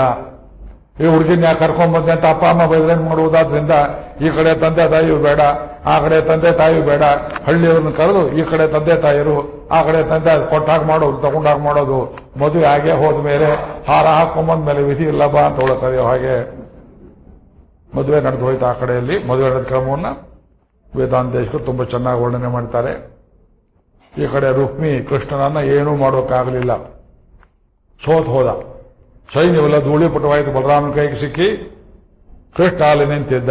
ಇವನ್ನ ಹಗ್ಗ ಕಟ್ಟಿ ಎಳ್ಕೊಂಡ್ ಬಂದ್ರು. ಕತ್ತಿಯನ್ನೆತ್ತಿದ ಕೃಷ್ಣ ರುಕ್ಮಿಯನ್ನು ಕೊಂದುಬಿಡಬೇಕು ಅಂತ. ಆ ಕ್ಷಣದಲ್ಲಿ ರುಕ್ಮಿಣಿ ತಲೆಯನ್ನಾಡಿಸಿ, ನಾನೇನು ಹೇಳಿದ್ದೆ ನಿನಗೆ ಪತ್ರದಲ್ಲಿ, ನನ್ನ ಕಡೆ ಅವ್ರನ್ನ ಯಾರನ್ನೂ ಕೊಲ್ಲಬಾರದು ಅಂತ ಕೃಷ್ಣನ ಪಾದಗಳನ್ನು ತಬ್ಬಿಕೊಂಡು ನಮ್ಮ ಅಣ್ಣನನ್ನು ಬಿಟ್ಬಿಡು ಅಂತ ಓಡಾಡಿದ್ದಕ್ಕಾಗಿ ಲಕ್ಷ್ಮೀ ಸಾನ್ನಿಧ್ಯವಿದ್ದದ್ರಿಂದ ಆ ದುಷ್ಟನ ಜೀವ ಉಳಿಯಿತು. ಆ ಜಾಗದಲ್ಲಿ ಕಾಕಾಸುರಿ ಕಣ್ಣು ಹೋಗಿ ಜೀವ ಉಳಿದ ಹಾಗೆ. ಅಲ್ಲಿಂದ ಆಚೆಗೆ ಆ ವಿವಾಹ ತುಂಬಾ ಚೆನ್ನಾಗಿ ನಡೆಯುತ್ತೆ. ವಿವಾಹದ ವೈಭವವನ್ನ ಅದು 1-2 ಶ್ಲೋಕ ಮಾತ್ರ ಹೇಳಿ ನಿಲ್ಲಿಸ್ತೇನೆ. ಆತಿಷ್ಠೇವಮಶ್ಮಾನಮಶ್ಮೇ ಬತ್ತಜ್ಞ ಸ್ಥಿರಾಭವ ಅಮ್ಮಿ ಮಿದಿಕ್ಕ ಶಮ್ಮೆಯುಡಿಯ ತಿರುಕೈಯಾಲ್ ತಾಳ್ಪತ್ತಿ ಅಮ್ಮಿ ಮಿದಿಕ್ಕ ಕಣ ಕಂಡೆ ಅಂತೋಳಿ. ನಾನು ಸಪ್ತಪದಿ ಅಂತ ಮಾಡ್ತಾರೆ, ಕೇಳಿದ್ದೀರಾ? ನೋಡಿದ್ದೀರಾ? ಮದುವೆ ಆದವ್ರು ಜ್ಞಾಪಕ ಮಾಡಿಕೊಳ್ಳಿ ದಯವಿಟ್ಟು. ಸಪ್ತಪದಿ ಯಜಮಾನ್ರ ಜೊತೆಯಲ್ಲಿ ನಡೆಯೋದಲ್ಲ. ಯಾರಿಗಾರ ಆಗದೆ ಇದ್ರೆ ಈಗ ಹೇಳಿ, ಅವ್ರು ಹೇಳಿದ್ದಾರೆ, ತೆರೆ ಹಾಕಿ ಮಾಡಿಸಿ ಅದನ್ನ. ಏನಂತ? ಯಜಮಾನರು ಹೆಂಡತಿ ಕಾಲನ್ನು ಹಿಡಿದು ನಡೆಸಬೇಕು. ಆ ಜಾಗದಲ್ಲಿ ಒಂದು ಕಲ್ಲು, ದೊಡ್ಡ ಕಲ್ಲು ಮೇಲೆ 7 ಗೆರೆ ಹಾಕಿ ಒಂದೊಂದರಲ್ಲಿ ಒಂದೊಂದು ಹೆಜ್ಜೆ ನಿಡುವಾಗ ಆದಿಷ್ಠೇವಮಶ್ಮಾನಂ, ಈ ಕಲ್ಲು ಮೇಲೆ ನಿಂತ್ಕೋ. ಯಾಕೆಂದ್ರೆ ಅಶ್ಮೇ ವತ್ವಜ್ಞ ಸ್ಥಿರಾಭವ, ಈ ಕಲ್ಲು ಹೇಗೆ ಭದ್ರವಾಗಿರುತ್ತದೆ, ನೀನು ನನ್ನ ಕುಟುಂಬಿನಿ, ನನ್ನ ಮನೆಯಲ್ಲಿ ಭದ್ರವಾಗಿರು. ಅಭಿದಿಷ್ಟ ಪೃತನ್ ಯತಃ ಸಹಸ್ವಪೃತನ ಯತಃ, ಈ ಮಂತ್ರ ಹೇಳಬೇಕು. ಏಕಮಿಷೇ ವಿಷ್ಣುಸ್ತ್ವಾನ್ವೇತು, ಈ ಸಪ್ತಪದಿ ಮಂತ್ರ ಇದು. ಏಕಮಿಷ, 1ನೇ ಹೆಜ್ಜೆಯಲ್ಲಿ ಸರ್ವವ್ಯಾಪಕನಾದ ಭಗವಂತ ವಿಷ್ಣು ನಿನ್ನ ಹಿಂದೆ ಬರಲಿ ಅಂತ ಕೃಷ್ಣನೇ ಹೇಳುವ ಮಂತ್ರ ಆಗಿದೆ ನೋಡಿ. ರುಕ್ಮಿಣಿ ಏಕಮಿಷೇ ವಿಷ್ಣುಸ್ತ್ವಾನ್ವೇತು ದ್ವೇ ಊರ್ಜೆ, 2ನೇ ಹೆಜ್ಜೆಯಲ್ಲಿ ವರ್ಚಸ್ಸು ಬರಲಿ. 3ನೇ ಹೆಜ್ಜೆಯಲ್ಲಿ ವ್ರತಗಳು ಚೆನ್ನಾಗಿ ನಡೆಯಲಿ. ಚತ್ವಾರ್ಯಮಾಯೋ ಭವಾಯ, ಸಂಪತ್ತು ವೃತ್ತಿ ಏಳಿಗೆ ಊರ್ಜಿತವಾಗಲಿ. ಪಂಚ ಪಶುಭ್ಯ, 5ನೇ ಹೆಜ್ಜೆಯಲ್ಲಿ ಮನೆಯಲ್ಲಿ ಕೊಟ್ಟಿಗೆಯಲ್ಲಿ ಪಶುಗಳು ಚೆನ್ನಾಗಿ ಬೆಳೆಯಲಿ. ಷಡ್ ಋತುಭ್ಯ, ಆರೋಗ್ಯ ಚೆನ್ನಾಗಿರಲಿ. ಸಪ್ತಭ್ಯೋ ಹೋತ್ರಾಭ್ಯೋ ವಿಷ್ಣುಸ್ತ್ವಾನ್ವೇತು, ದೇವರ ಕೃಪೆ ಉಂಟಾಗಲಿ ಅಂತ ಭಗವಂತನೇ ಈ ಮಂತ್ರವನ್ನು ಹೇಳಿ ಪತ್ನಿಗಿತ ಎಂತವಾರುಲೈನ ಕಾಂತದಾಸುಡೆ ಶ್ರೀಕಾಂತದಾಸುಡೆ. ಭಗವಂತನೇ ಪತ್ನಿ ಅಧೀನ ಅನ್ನೋದು ತೋರಿಸ್ಕೊಟ್ಟಿದ್ದಾನೆ. ಇಂಥ ದಿವ್ಯವಾದ ದಾಂಪತ್ಯ. ನಿನಗೂ ಕಾಶಿ ಯಾತ್ರೆ ಏನು ಅಂತ ಕೇಳ್ತಾನೆ. ಅಲ್ಲಿ ಮುಂದೆ ಪ್ರಶ್ನೆಗಳನ್ನು ಕೇಳ್ತಾರೆ. ಭಗವಂತನೇ ಅವಳ ಕಾಲನ್ನು ಹಿಡಿದು ಸಮ್ಮೆಯುಡೆ ತೆರುಕೈಯಾಲ್ ತಾಳ್ಪತ್ತಿ. ಅಪ್ಪ, ಲಕ್ಷ್ಮೀದೇವಿಯ ಪಾದಗಳನ್ನು ಅವನೇ ಕೈಯಲ್ಲಿ ಹಿಡಿದು ನಡೆಸಬೇಕಂತೆ. ದನ ನಡೆಸೋದಲ್ಲ ಆಗಾಡ್ಕೊಂಡು. ಇವತ್ತಿನ ಮದುವೆಗಳಲ್ಲಿ ಏನಾಗುತ್ತೆ, ಪುರೋಹಿತರಿಗೆ ಅವಸರ ಮಾಡ್ಬೇಕು. ಯಜಮಾನ್ತಿ ಕೈ ಹಿಡಿದು ಆ ಕಲ್ ಮೇಲೆ ಕಾಲಿಟ್ಟು ಅದು ಇಷ್ಟಗಳ ತಂದಿರ್ತಾರೆ ಪುರೋಹಿತರು. ಕಲ್ಯಾಣಸ್ಕೊಂಬರೋರು ಛತ್ರಲ್ಲಿ ಇಟ್ಟಿದ್ರು ಉಂಟು. ಇದ್ದಿದ್ದು ಸಣ್ಣ ಕಲ್ ತಂದು ಗೆರೆ ಹಾಕಿದಾಗ ಮಾಡಿ ದನ ನಡೆಸ್ತಾರೆ. ಹಾಗಲ್ಲ, ಯಜಮಾನನೇ ಕಾಲಿಟ್ಟು ಕೈಯಿಂದ ಪತ್ನಿಯ ಕಾಲನ್ನು ಹಿಡಿದು ಒಂದೊಂದೇ ಹೆಜ್ಜೆಯನ್ನು ನಡೆಸಬೇಕು. ನಿಮ್ಗದು ಆಗದೆ ಇದ್ರೆ ಮನೆಯಲ್ಲಿ ತೆರೆ ಹಾಕಿ ಯಜಮಾನ್ರೆ ಈಗ ಬಂಡಿ ಕಾಲು ಹಿಡಿದು ಜೊಟ್ಟು ನಡೆಸಬೇಕು. ಹಾಗೆ ಮಾಡಿದ್ರೆ ಮಾತ್ರ ಸಂಸಾರ ಚೆನ್ನಾಗಿರುತ್ತೆ. ಅದಾದ್ಮೇಲೆ ಪ್ರತಿಜ್ಞೆ ನಡೆಯುತ್ತೆ. ಯಾವುದೇ ಕಾಲದಲ್ಲಿ ಇವುಗಳನ್ನು ನೀನು ಕೈ ಬಿಡತಕ್ಕದ್ದಲ್ಲ. ಸ್ನಾನ ಮಾಡುವಾಗಲೂ ಮಲಗಿರುವಾಗಲೂ ಯಾವುದೇ ಸಂದರ್ಭದಲ್ಲಿಯೂ ಆಪತ್ತಿನಲ್ಲಿಯೂ ಸಂಪತ್ತಿನಲ್ಲಿಯೂ ವಿಪತ್ತಿನಲ್ಲಿಯೂ ಅವಳನ್ನ ನೈನಾಂ ಸಂಸದಿ ಸಂತ್ಯಜೇತಿ ನರಹಸಿ ಸ್ವೈರಾವತಾರೇಶು. ವಾದರಾಜ ಸ್ವಾಮಿಗಳು ನೈನಾಂ ಸಂಪತ್ತು ಬಂದಾಗಲೂ ಸಂತ್ಯಜೇತ್ ನರಹಸಿ, ಏಕಾಂತಲಿದ್ದಾಗಲೂ ಲಕ್ಷ್ಮಿ ಹತ್ರ ಇರಬೇಕು. ಸ್ವೈರಾವತಾರೇಶುವ, ವಾಮನಾವತಾರ, ಬ್ರಹ್ಮಚಾರಿ ಅವತಾರ, ಪರಶುರಾಮ ಅವತಾರ ಆಗಲೂ ಕೈ ಬಿಡಬಾರದು. ಪತ್ನಿ ಸಮೇತನಾಗಿರಬೇಕು. ಸ್ನಾನ ವ್ಯಂಜನ ಭೋಜನಾದಿ ವಿವಿಧ ಕ್ರೀಡಾ ಸುವಾಸೇತಿ ಶೇತೆ ಸ್ವಾಂಗಾಶ್ಲೇಷ ಸುಖಂ. ಅರಗಳಿಗೆಯೂ ನಿನ್ನನ್ನು ಬಿಟ್ಟಿಲ್ಲದೆ ಅವಳು ಆಲ ಇಲ್ಲೇನು. ನಿನ್ನ ಶರೀರದಲ್ಲಿ ಇರಬೇಕು. ಅವಳಿಲ್ಲದೆ ಇದ್ರೆ ನಿನಗೆ ಸ್ವರೂಪ ಇಲ್ಲಪ್ಪ. ನೀ ಶ್ರೀನಿವಾಸ ಆಗಬೇಕು, ಲಕ್ಷ್ಮೀಪತಿ ಆಗಬೇಕು. ಅವಳು ನಿನ್ನ ಶರೀರದಲ್ಲಿ ಇರಬೇಕು. ಪೂಜೆ ಗೀಜೆ ಏನು ಯಾರು ಮಾಡಿದ್ರು, ಯಾವ ಪುರೋಹಿತರು ಮಾಡಿದ್ರು, ಮಂಗಳಾರತಿ ತಟ್ಟೆ ಹೂವು ಹಣ್ಣು ಏನಿದ್ರು ಅದೆಲ್ಲರಲ್ಲಿ ಲಕ್ಷ್ಮೀ ಕೈ ಇರಬೇಕು, ಲಕ್ಷ್ಮೀ ಸಾನ್ನಿಧ್ಯ ಇರಬೇಕು. ಅವಳಿಂದ ಇದ್ರೆ ಗಂಧದ್ವಾರ ಅಂದುರಾಧರ್ಷಾಂ ನಿತ್ಯಪುಷ್ಟಾಂಕರೇಷಣೀಂ ಈಶ್ವರೀಂ ಗಂಧವನ್ನು ದೇವರಿಗೆ ಮೆತ್ತವಾಗಲು ಗಂಧದಲ್ಲಿ ಲಕ್ಷ್ಮೀ ಇರ್ತಾಳಂತೆ ಪ್ರತಿ ರೂಪದಲ್ಲಿ. ಆದ್ರಿಂದ ಅವಳನ್ನು ಕೈ ಬಿಡಬಾರದು ಅಂತ ಹೀಗೆಲ್ಲ ಹೇಳಿ ಲಾಜಾ ಹೋಮಾದಿಗಳನ್ನು ಮಾಡಿ, ಲಾಜ ಅಂದ್ರೆ ಭತ್ತಕ್ಕೆ ಹೊಟ್ಟು ಕಳಚಿ ಆ ಲಾಜವನ್ನು ಹೋಮ ಮಾಡ್ತಾರೆ. ಹಾಗೆ ಕನ್ಯೆಗೆ ಕನ್ಯಾತ್ವ ಹೋಗ್ತದೆ, ಅವಳಿಗೆ ಪತ್ನಿತ್ವ ಪ್ರಾಪ್ತಿ ಆಗುತ್ತೆ ಅಂತ ಅವಳೇ ಮಾಡುವ ಹೋಮ. ಅದನ್ನು ಭಗವಂತನೇ ಹಿಡಿದು ಮಾಡಿಸಿ ಈ ರುಕ್ಮಿಣಿ ಕಲ್ಯಾಣ ವೈಭವ ತುಂಬಾ ಚೆನ್ನಾಗಿ ಇವತ್ತು ಈ ಮಾಧವಪುರದಲ್ಲಿ ಇದೆ. ಮಾಧವಪುರ, ನೀವೆಲ್ಲರೂ ಕೃಷ್ಣನ ಪಕ್ಷವೋ ರುಕ್ಮಿಣಿ ಪಕ್ಷವೋ ಈಗ ನಿರ್ಣಯ ಮಾಡಿಬಿಡಿ ನೋಡೋಣ. ಕೃಷ್ಣನ ಪಕ್ಷ ಅನ್ನೋರು ಕೈ ಎತ್ತಿ ನೋಡೋಣ.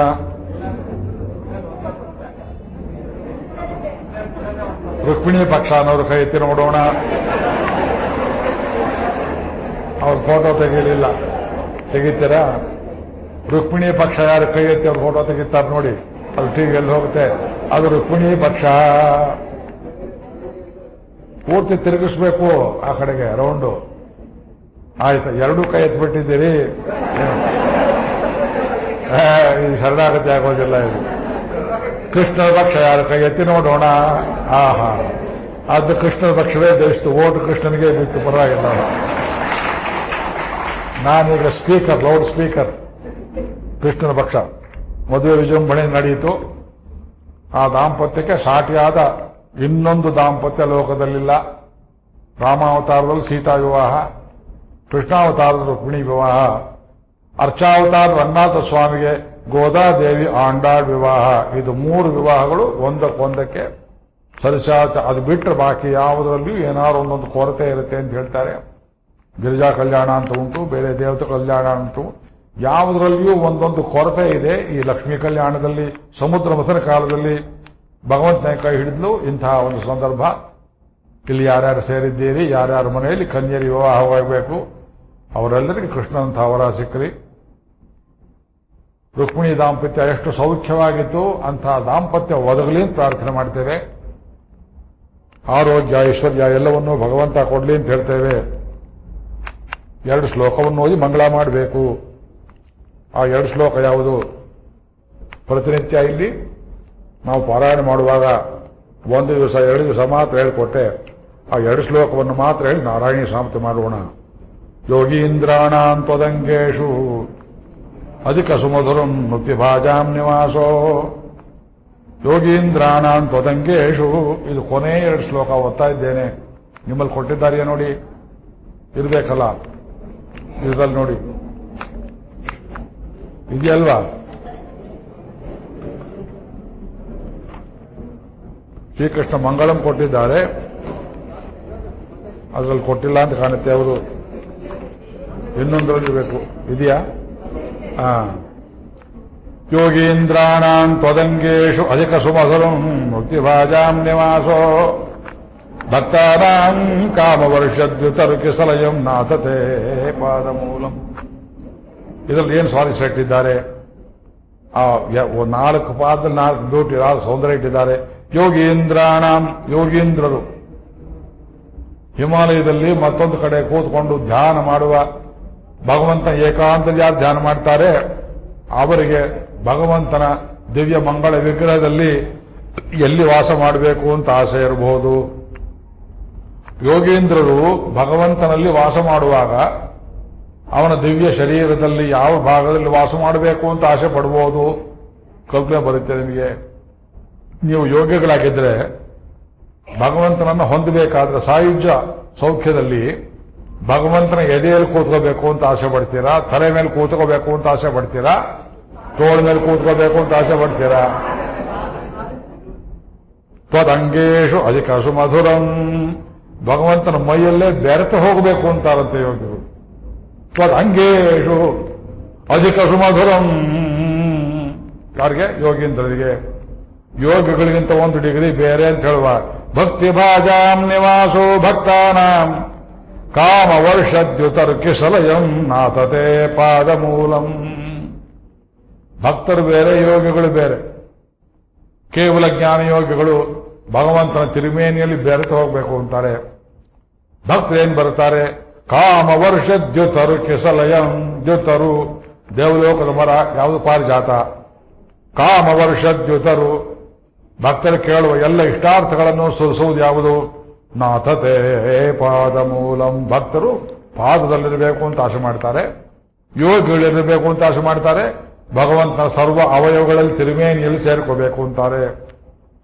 ನಾರಾಯಣ ಭಟ್ಟಾದ್ರಿ ನೀನೆಲ್ಲಿರಬೇಕು ಅಂತ ಭಗವಂತ ಕೇಳಿದ್ರೆ, ನಿತ್ಯಂತೆ ಚಿತ್ತಸ್ಥಿತಂ ಮೇ ಪವನ ಪುರಪತೆ ಕೃಷ್ಣ ಕಾರುಣ್ಯ ಸಿಂಧೋ. ನಿತ್ಯಂ ಚಿತ್ತಸ್ಥಿತಂ ಮೇ. ಅವರು ನಿನ್ನ ಪಾದದಲ್ಲಿರಬೇಕು ಅಂತಾರೆ, ಇನ್ನೊಬ್ಬರು ನಿನ್ನ ಶರೀರದಲ್ಲಿರಬೇಕು ಅಂತಾರೆ. ಸ್ವಾಮಿ ನೀನೇ ಬಂದು ನನ್ನ ಹೃದಯದಲ್ಲಿ ನಿಂತುಕೊಂಡ ಮೇಲೆ ನಾ ಕೇಳುವುದೇನಿದೆಯೋ ಪ್ರಭು.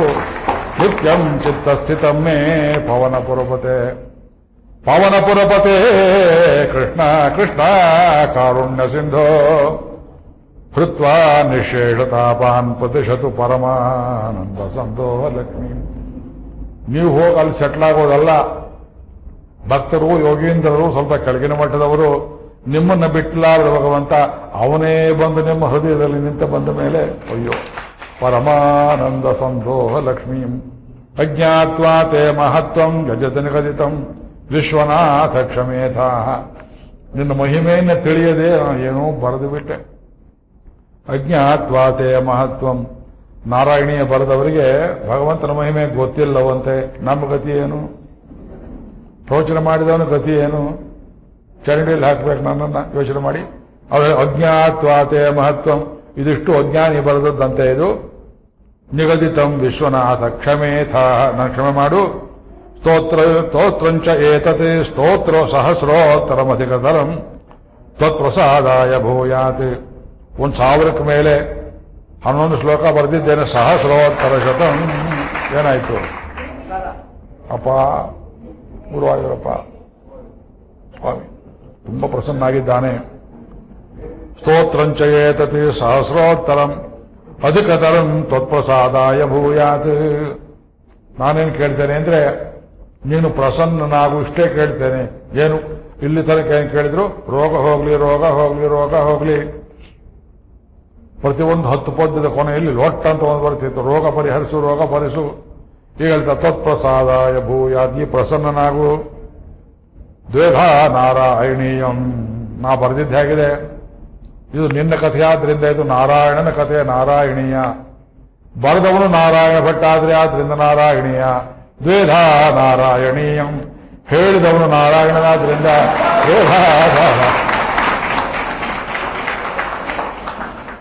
ನಾರಾಯಣೀಯಂ ಶ್ರುತಿಷು ಜನುಷ ಸ್ತುತ್ಯತಾ ವರ್ಣನೇನ ಶ್ರುತಿಷು ಜನುಷ.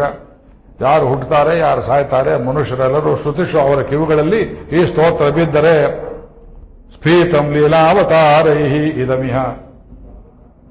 ದಶಾವತಾರಗಳನ್ನು ವರ್ಣನೆ ಮಾಡತಕ್ಕಂಥ ಇದು ಸ್ತೋತ್ರವಾದದ್ದು. ಕುರುತಾಂ ಆಯುಹು ಆರೋಗ್ಯ ಸೌಖ್ಯಂ. ನಿಮಗೆಲ್ಲರಿಗೂ ಆಯುಷ್ಯವನ್ನು ಬೆಳೆಸಲಿ. ಮತ್ತೆ 100 ವರ್ಷ ಆದ್ಮೇಲೆ ಸೇರೋಣ ಇದೇ ಜಾಗದಲ್ಲಿ, ಆಗ್ಬೋದಾ? 100 ವರ್ಷ ಆದ್ಮೇಲೆ ಮಧ್ಯದಲ್ಲಿ ಸೇರೋಣ. ಇನ್ನೊಂದು 100 ವರ್ಷಕ್ಕೆ ಇನ್ನೊಂದು ಸಲ ನಾನು ನಾರಾಯಣವನ್ನು ಹೇಳಬೇಕು, ಪ್ರತಿಯೊಂದು ಶ್ಲೋಕವನ್ನು ಹೇಳಬೇಕು.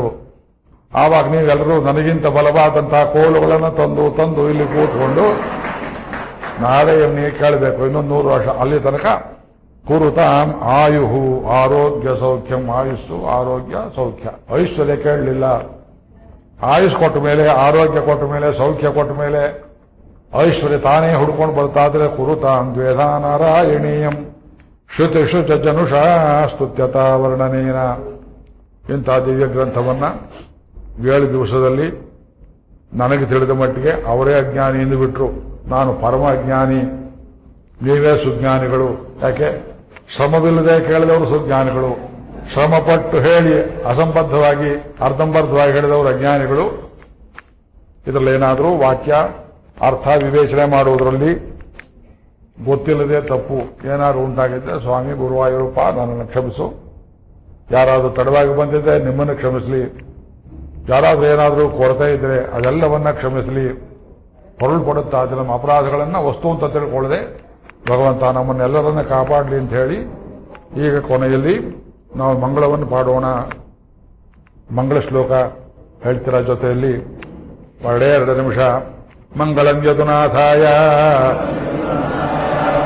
ಗಟ್ಟಿಯಾಗಿ ಹೇಳ್ರಿಪ್ಪ, ಕೊನೆ ದಿವಸ ಅದು. ಮಂಗಳಂ ಯದುನಾಥಾಯ ಮಂಗಳಂ ನಂದಸೂನವೇ ಗೋಪಗೋಪೀ ಪ್ರಿಯಾಯಾಸ್ತು ವಾಸುದೇವಾಯ ಮಂಗಳಂ ಭೂತನಾಶಕತಾರಿಷ್ಟ ಮಕಕಂ ಸವಿನಾಶಿನೇ ಅಕ್ರೂರವರದಾಯಾಸ್ತು ಭಕ್ತ ಪ್ರಾಣಾಯ ಮಂಗಳಂ ನಂದವ್ರಜ ವಿಹಾರಾಯ ಕಾಳಿಯಾಭಯದಾಯಿನೇ ನವನೀತ ಪ್ರಿಯಾಯಾಸ್ತು ಕ್ಷೀರಲೀಲಾಯ ಮಂಗಳಂ ವೇಣುಗಾನ ವಿನೋದಾಯ ಸರ್ವಜೀವಾಂತರಾತ್ಮನೇ ರಸಸ್ವರೂಪಿಣೇ ತುಭ್ಯಂ ಅಶರೀರಾಯ ಮಂಗಳಂ ಸರ್ವಯಜ್ಞಸ್ವರೂಪಾಯ ಬಾಹ್ಯಾಂತರ ಹವಿರ್ಭುಜೇ ಗೋವರ್ಧನ ವಿಹಾರಾಯ ಗೋವಿಂದಾಯಾಸ್ತು ಮಂಗಳಂ ಶಿಶುಪಾಲ ಜರಾಸಂಧ ದಂತವಕ್ರ ವಿನಾಶಿನೇ ಪಾಂಡವ ಪ್ರಾಣನಾಥಾಯ ಪ್ರೌಢಲೀಲಾಯ ಮಂಗಳಂ ರುಕ್ಮಿಣೀ ಪ್ರಾಣಸಂತ್ರಾಣ ರುಕ್ಮಿಣೀ ಪ್ರಾಣಸಂತ್ರಾಣ ರುಕ್ಮಿಣೀ ಪ್ರಾಣಸಂತ್ರಾಣ ನಿಪುಣಾಯ ಮಹಾತ್ಮನೇ ಅಷ್ಟಪತ್ನಿ ಸಮೇತಾಯ ಚಿತ್ರಕೇಲಾಯ ಮಂಗಳಂ ನರಕಾಸುರ ಸಂಹಾರ ಕುಶಲಾಯ ಕೃಪಾತ್ಮನೇ ಅನಾಥ ಸ್ತ್ರೀ ಸಹಸ್ರಾಯ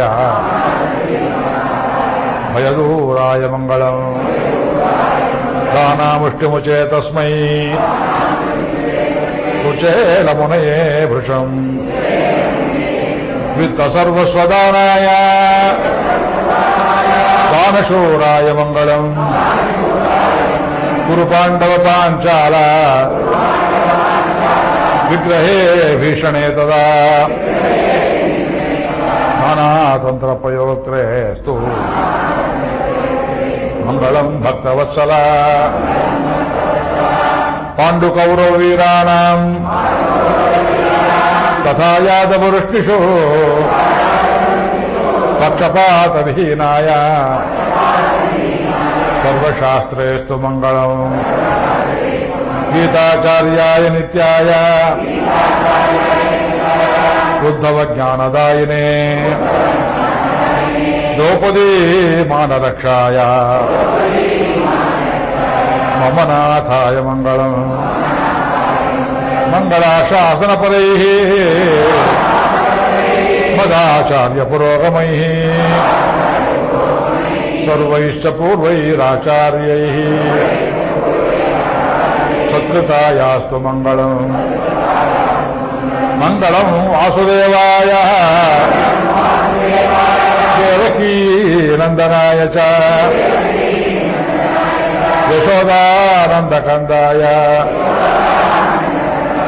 ನಿತ್ಯಶ್ರೀರ್ನಿತ್ಯಮಂಗಳಂ ಸುಮಂಗಲಂ ಮಂಗಲಮೀಶ್ವರಾಯತೆ ಸುಮಂಗಲಂ ಮಂಗಲಮಚ್ಯುತಾಯತೆ ಸುಮಂಗಲಂ ಮಂಗಲಮಂತರಾತ್ಮನೇ ಸುಮಂಗಲಂ ಮಂಗಲಮಬ್ಜನಾಭತೆ ಮಂಗಳಂ ಮಂಗಳಂ ಮಂಗಳಂ ಹೇಳಿ ಮಂಗಳಂ ಮಂಗಳಂ ನಿತ್ಯಶ್ರೀ ನಿತ್ಯಮಂಗಳಂ